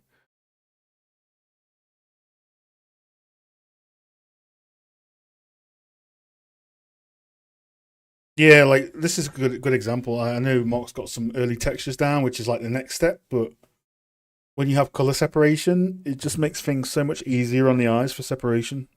And it helps with lighting as well. So yeah, this is already looking really cool. Can't wait to see it get dressed, set dressed and stuff. Oh, cheers, cheers, Z. Try my best. Try my best to keep in the environment art world. Here's my progress. Yeah, so Leah's doing a really cool project as well. Sort of like a big harbor dock that you can run around. And always each week there is a video. So let's have a look at this week's video.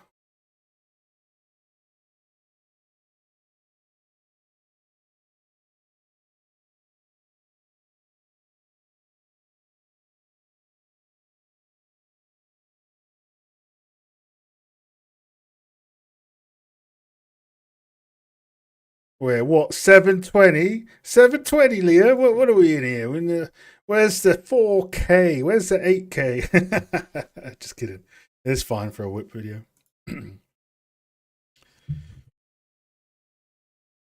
So again, another block out with colors on. Like if this was all grey, it wouldn't look as effective as it does.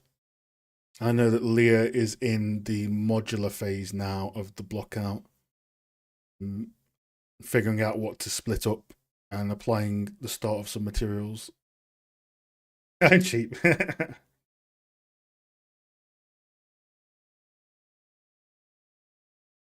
But yeah, like I said last week, when this feels the fact that you're splitting this up into grids, it feels like a proper game level. Like this is what a game level would look like. Well, this looks posher than what a game level would look like in its early stages. And the fact you're splitting it up into grids is really cool.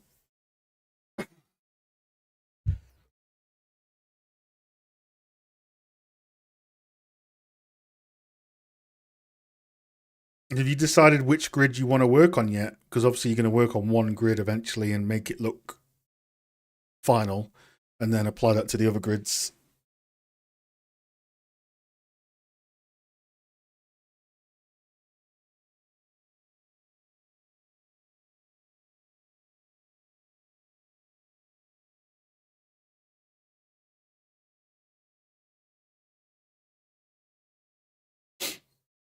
Yeah, cool.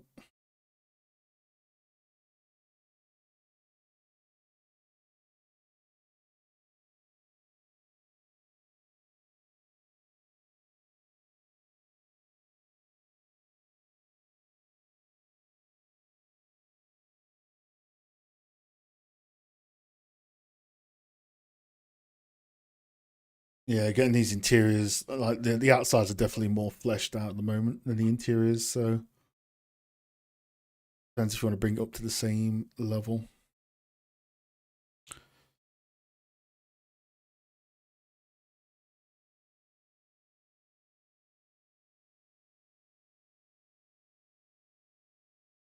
That's a good view. I can imagine just like going over there and it's like Skyrim-esque. But you can catch up. I've got a clicker that needs finishing.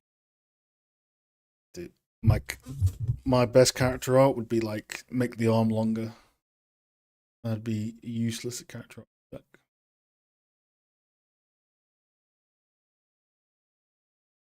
Let's check the mirror. So yeah, you've got stuff in grids. Which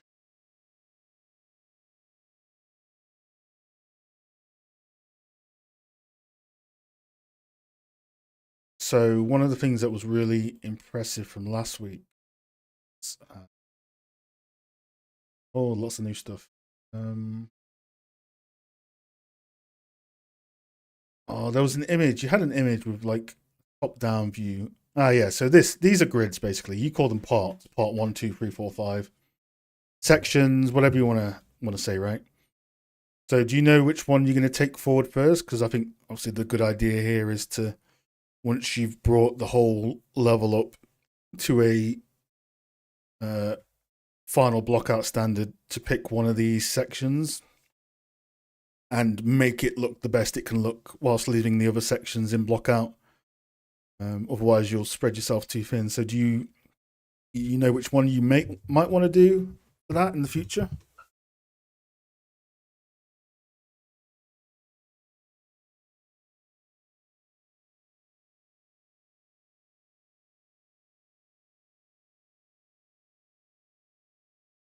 Or could I find a tutorial about how to integrate? It should just be in there. It should be in the third person content or in the developer tools. You're focusing on part 1, which is, oh, here we go. Here's the auction style mass movement. Is that this one? Cool. Yeah, that's a good one to level up. I would have said either part 1 or part 2 for sure. So those are fine.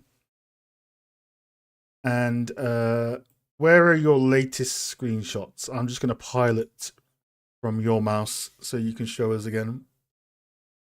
And what sort of stuff are you curious about in terms of where to go next or general feedback?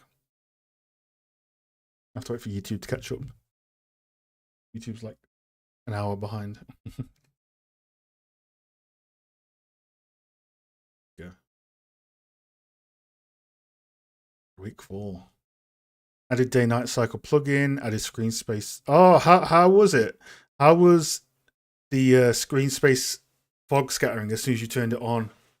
I remember my reaction to that add-on.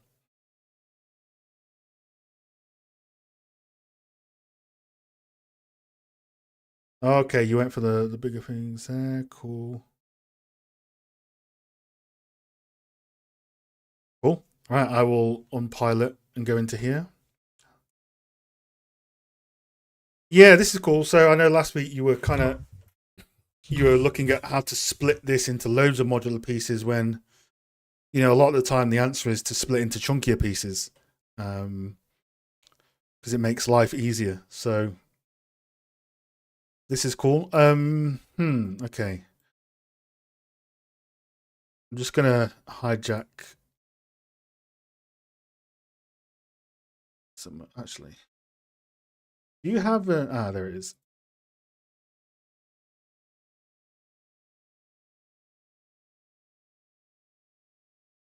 So don't, I don't think that. Uh,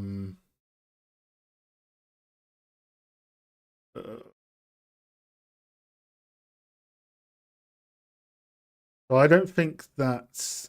Um, so this green stuff here.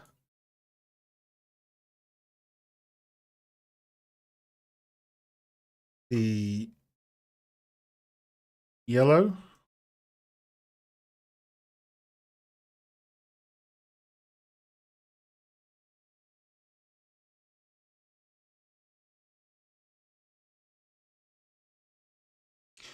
The roof is at 50, but for sure, these two should not be on a trim sheet. They should really be their own texture. Because the mapping doesn't work either. Like, the thin horizontal elements aren't going to work. So, stone tile 1 and plaster, that needs to come out into basically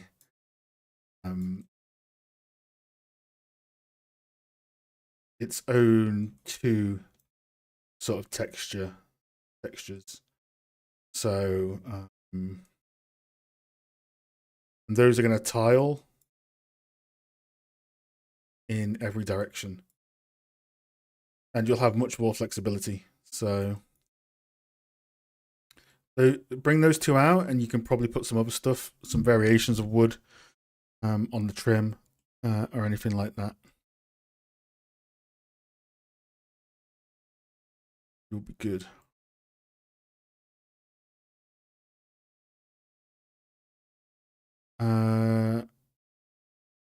Yes, you're correct, Foyan. That is a good. What's up, Gigagentum? Oh my god, Giga. Call you G. What up, G? How can I join your Discord? Discord is one of the free perks of the membership tier of Patreon. So you get Patreon only videos, work reviews like we're doing now, and the small Discord community. And that's the £5 tier. Does that make sense, Leah, in terms of what I'm saying with the mapping of this? And do you understand why we're doing that? Or would you like me to clarify?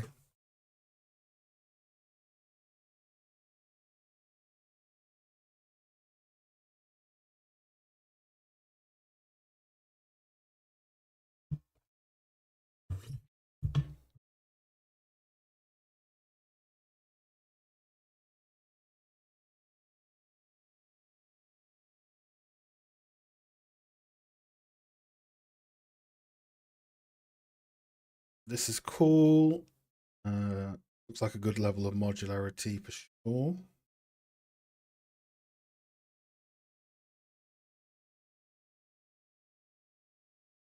That's fine. So when you have stuff that is tileable, it can tile in all directions. So you can use it on any surface with flexibility. Whereas trim sheets are much better for thin horizontal elements a lot of the time. So because this stone is going to go on its own texture, you can just tile it across loads of stuff. Same with the stucco or concrete. You can just tile it along loads of stuff. Whereas if you put it on a trim sheet, you have to cut your mesh into so many horizontal edge loops, and it's never going to map properly. It's always going to be seams and everything. So XYZ textures cover big surfaces, and trim sheets cover small, thin, horizontal or vertical surfaces. This color plan's cool. Cool. This is stylization. It'll take you a few iterations for the stylization, but this is a good start for where you're going.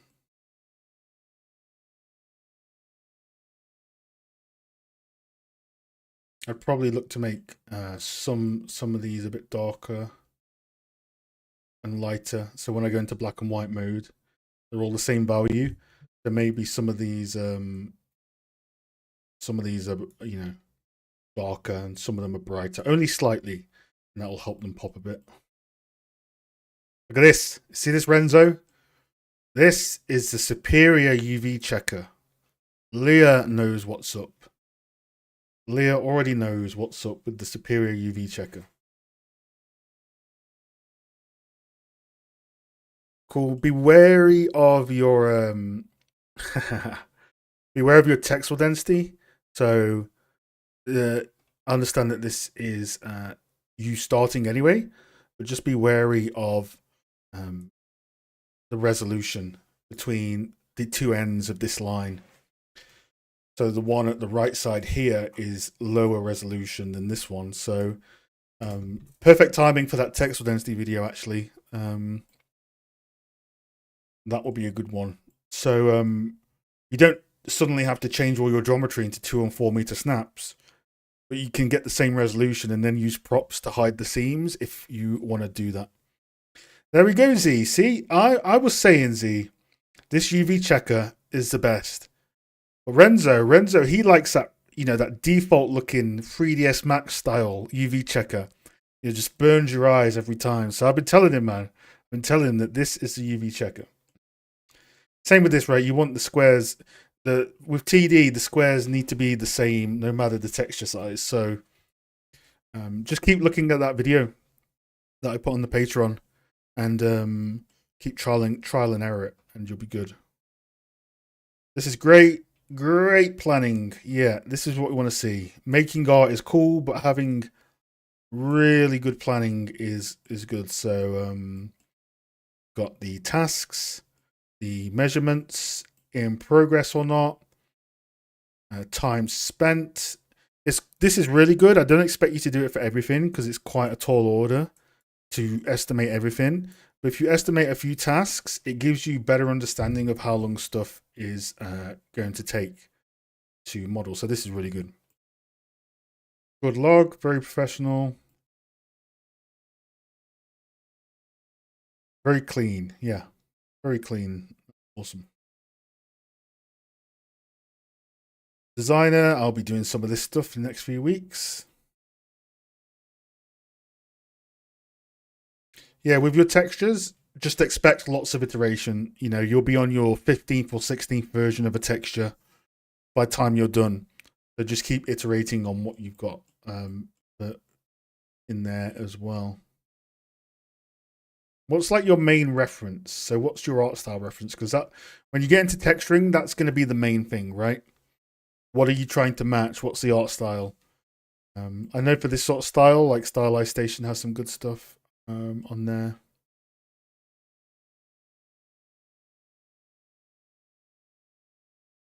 I know this is work in progress, but you've got some like seams around here and down here as well. So just vary on. See, the thing is, maybe it was a terminology, but you've already kind of done this, right? So this is already a tileable texture. So when I saw that you were going to try and do that in this tiny little horizontal spot, that was my main feedback, but you've already done it. So maybe it's just a terminology thing. So that's really good to see that you've already done that.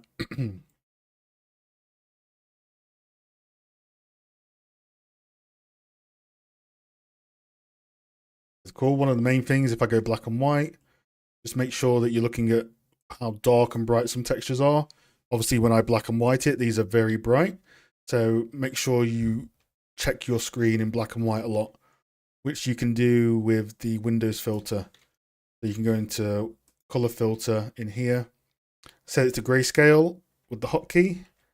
You hit that hotkey, it will change the screen black and white. Really good for looking at values.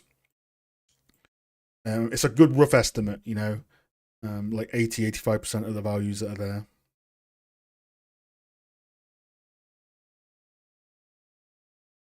What's this? Mermaid. Praise me. Cool. This is all on your. The stuff I'm saying is already on your radar, which is really good. It's that's really good to see.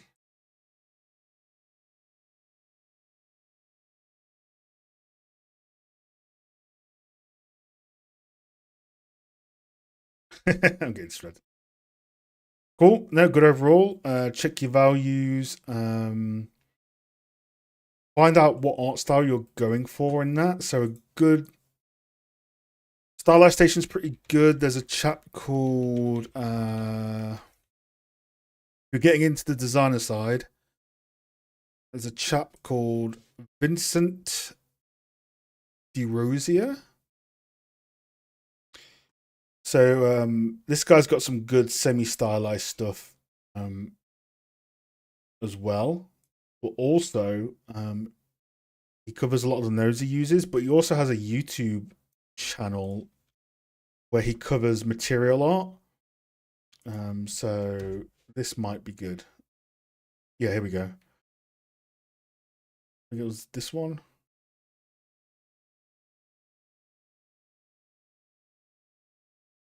Yeah. Like Painterly Snow Floor. Like you're going for Painterly as well, right? So this could be pretty good.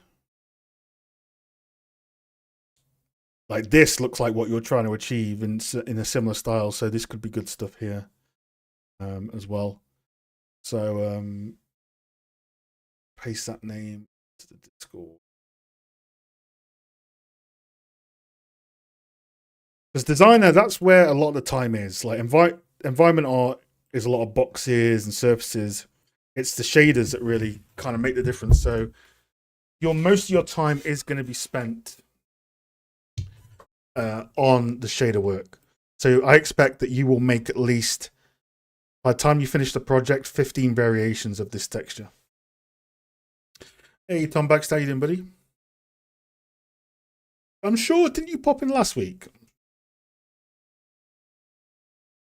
So that would be your key with that. But no, overall, great progress. The big one is, yeah, let's get aligned on these areas for TD. Also, you can also just unwrap this stuff without seams. It depends. Like, you can wrap it without seams, put the brick texture on it, and then model into the brick afterwards, right? You don't always have to have the shape there first. Recall the video runs very well as well. Yeah, I'd probably look at starting to focus on that grid, just start locking in on here, and probably even hide the rest so you don't get distracted from it, and keep it in the sort of daytime for now. You can go for nighttime afterwards. And yeah, check your brightness values. So that sort of stuff will cover that well. But yeah, designer is just iteration. Just keep iterating on what you're doing. Cool. Have you got any questions regarding that, Leah? Anything you're looking for that I might not have mentioned, or I've drawn a bit over your trim plan, but you can delete that afterwards.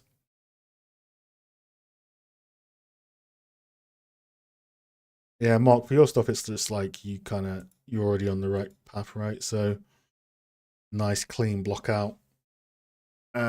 So I'm really looking forward to seeing how this progresses.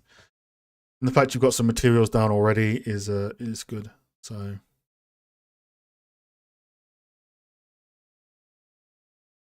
this is cool. Yeah, modeling this stuff in is good for Lumen and Nanite. So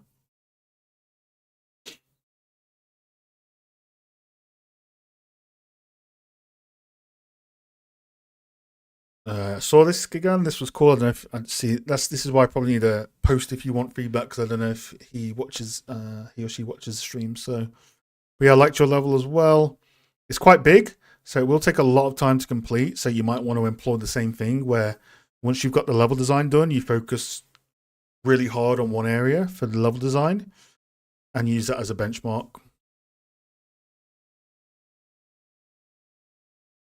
Yeah, I think next week I'll make like a thread in the whip channel and say post here if you want stream feedback.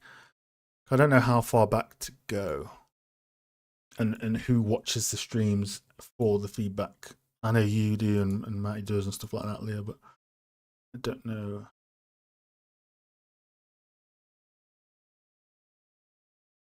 But yeah, you guys give each other feedback as well, which is awesome. Yeah, these looking cool. Still think the bottom left one is the cutest one.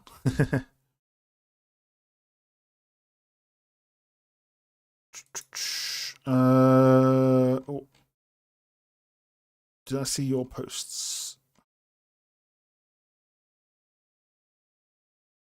How far? Where are we looking here? Yeah, I'm definitely going to make a channel for stream specific. Yes. Again, you're here. See, okay, that's good. Yeah, so I didn't know if you were here, so I wasn't sure if you were wanting feedback on it, but I'm gonna. Okay, cool. When people have different names across both channels, that's like. Yeah, so for yours, Gian, the biggest thing is scope. Your level is huge, right? When you have really large levels, it's very difficult to control. So what I think you should do is once you have the general flow of your level in, just pick an area. What I'd recommend you do is what Leah's done, right? Take a top-down screenshot of your level and draw over it where the separate sort of spaces are. And then choose one of those spaces to detail up. And that will make it a bit more manageable because this is like huge level, right? So just be wary on that. Really cool. What's the plan going to be for this? Are you going to have aliens come attack you, or is it going to be scary, or and all that jazz?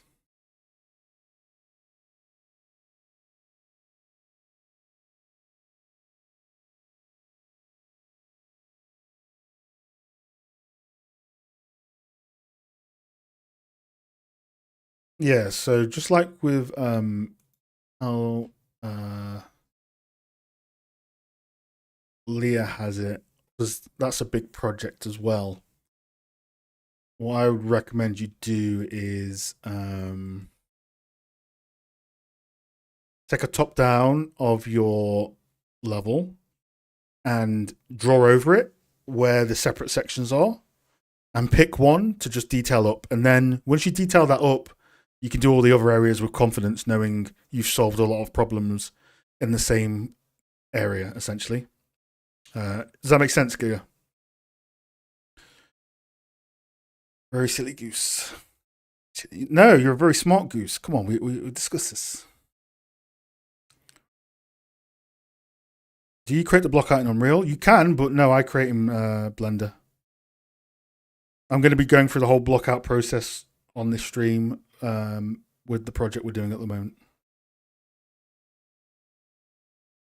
Yeah, Leah is the goat of organization. Like, I'm jealous. Or wait, I need to level up my organization for my project. So yeah, very nice. But yeah, split that level up, and it will be much more manageable as well. Stop Hyacinth. Totally butchering your name. H. Right, Mr. Goose, smartest goose of them all. Where were we posting? What were we posting? Remind me. Have I gone past it? Oh, is this the latest one? Or yeah, I'll definitely make a thread for this next week so I can find which images you want. I think that's your latest image. Yeah.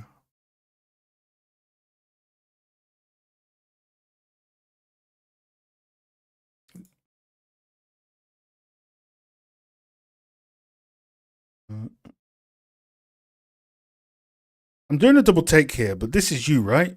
Because it's hidden your name on stream. Because that's not a goose, that's a cat. I've got to make a note of who is who on the stream and who is who on the Discord. Now I'm second guessing who's who. It's weird how it shows people's full names, but only.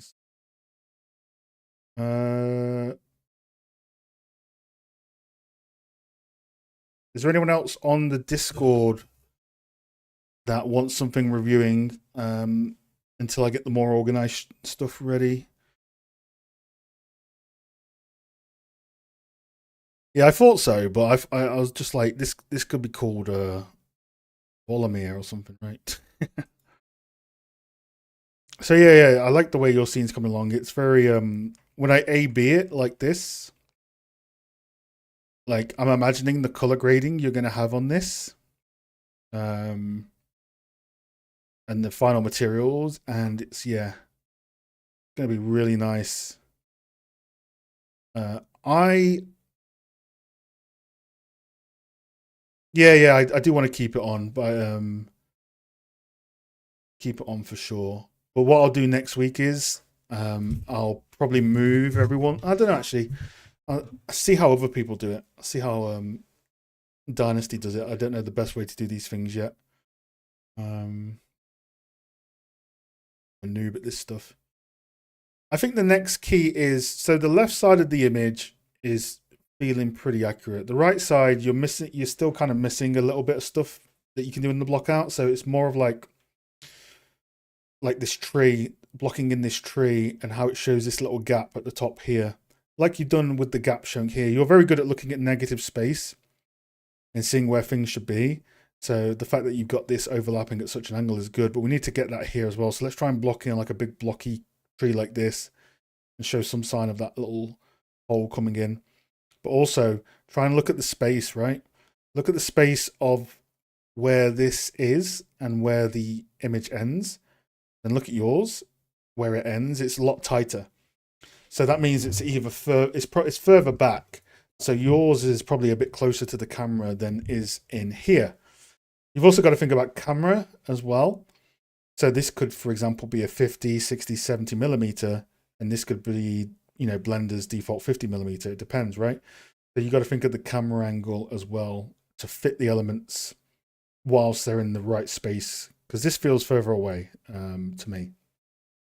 Yeah, look at the space from the side of the image to the first element and make sure you try and get that in.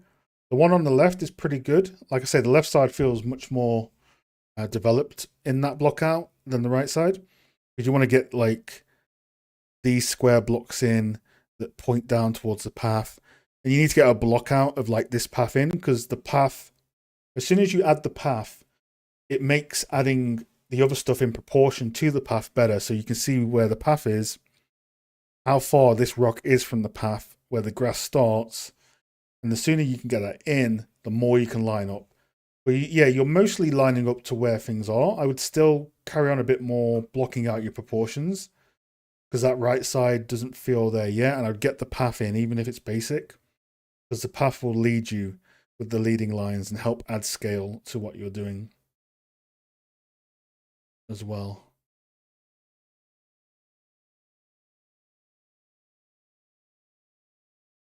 Yeah, this area here tilts up a bit more. It kind of curves down. So you might want to see if you can lift your terrain up here a bit more. There's lots of subtleties, right? There's lots of leading lines in this, like swoop, swoop, swoop, swoop, all kind of leads. So that is something important to try and get in.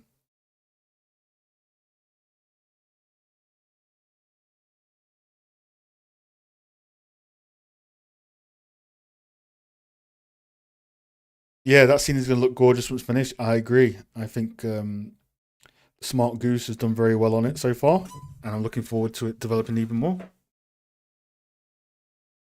Didn't finish the render. That's it. Gonna get it in. But it's good that you know why, right? So whatever's here, I just take at face value, even if you've worked on it. So it's good to get confirmation bias for the stuff you're doing.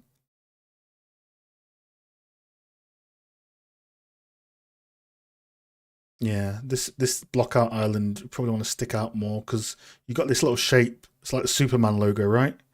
So it's like almost like a triangle. This shape here kind of need to move. Yeah, move this island out a bit more. It should be good. Just stuff like that. Just keep pushing and pulling. And this scene is gonna be like a bell curve in how fast it comes together. Because you'll spend a lot of time on the block out and getting this stuff in. But as soon as you start adding near final materials in cycles of grass in the path, it's almost going to be done, right? Because it's all the same repeating things. So this is a very well scoped and flexible scene in that regard. But yeah, the key is going to be getting the subtleties in the terrain, where they lift up, where they drop down, and the path is going to be a big part of that. So that'll be key, I would say. Are you using F-Spy, or are you just doing it by eye? Because those are some techniques that can help as well. Yeah, right side. Focus on the right side, I'd say, for now, and then get the path in. But yeah, looking cool otherwise. Yeah, sure. Yeah, we've got some cool projects really developing. Matt's stuff as well. I don't think he's here today, but his stuff is looking really good. Um, there's a lot of leveling up going here. This looks cool. Like, this is cool for a block out. That's awesome. But yeah, next week I will make a thread as the stream starts, so I know what to focus on. because some of the work might be out of date, some of it might be not wanting feedback. So I think this is cool lighting wise. Just all your cameras are wide angle. So if you want nice cinematic looking shots, you need to mix up some high focal length cameras in there. So get some 50 to 80 millimeters in there and zoom in on some areas. And you'll be good.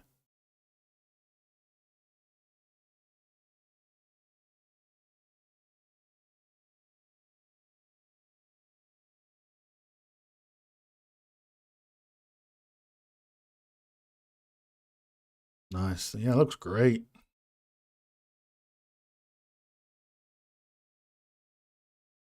Yeah, it's very nice.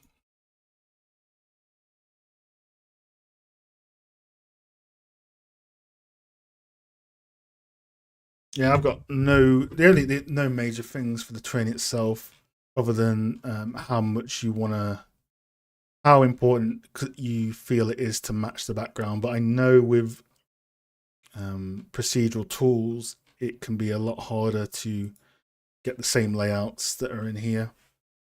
I think this closer island is definitely key, but yeah, when you color grade this and you get the volumetrics working on the clouds where one side's shadowed as well, there'll be some high juice factor here. Sure.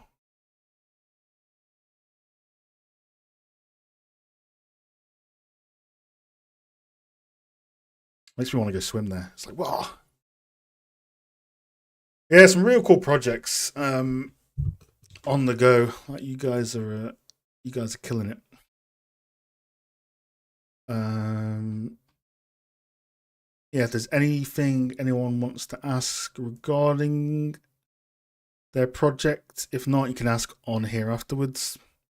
I want to see that terrain you've just done in the shot you currently got with the blockout. That'd be really cool. Really nice to see. But yeah, is there anyone that's on the Patreon that has anything before I head off, as we're 10 minutes over? If not, you can just ask it as well in the Discord.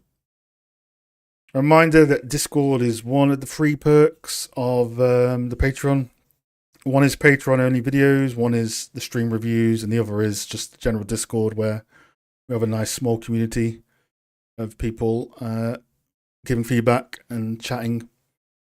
So check it out. If not, you can always just chill on the streams anyway while we do stuff.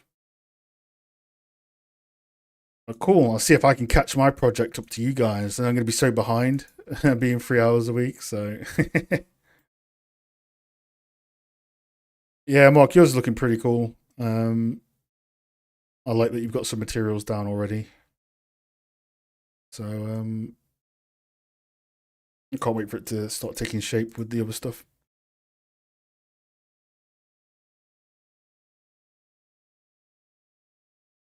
Yeah, with the camera stuff, right? I think Blender's camera is 50 by default, which is a bit higher than other programs. But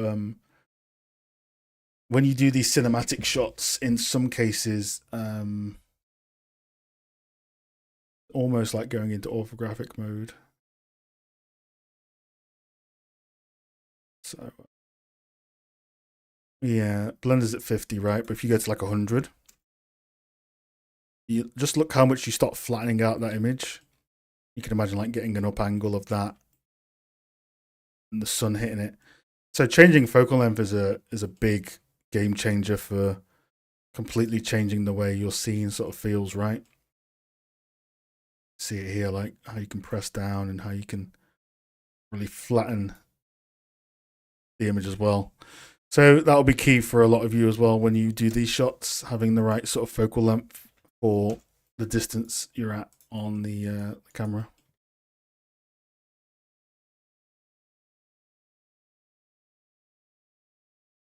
No worries, Mark. Do you have any advice for color grading? Don't worry about color grading for now. I would color grade at the end.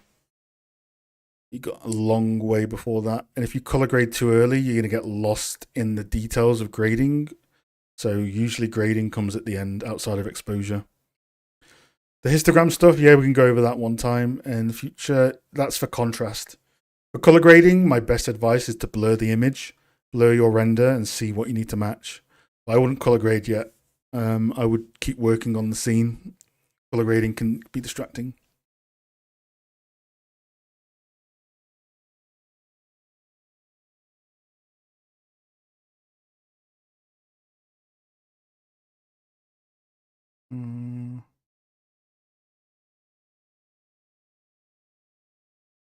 Yeah, it's all coming along. Good stuff, guys. All right, I've gone over a little bit, but it was worth it. So next week I will we'll carry on, and then we'll put a thread up, a mini thread for the stream feedback, and then we'll carry on with this. Probably start getting the roof in and the other sides, and maybe the week after that we'll start getting it into Unreal. Yeah, you guys are doing some really cool stuff. So good stuff. But yeah, thanks again, folks. I'll see you on the Discord. Don't forget to check out the Patreon videos. Did a textual density one recently, which will be very good to watch. But for now, I'll see you on Discord. If not, I'll see you on the stream or on YouTube. Yeah, for now. Peace. I'll see you on Discord. If not, I'll see you on the stream or on YouTube.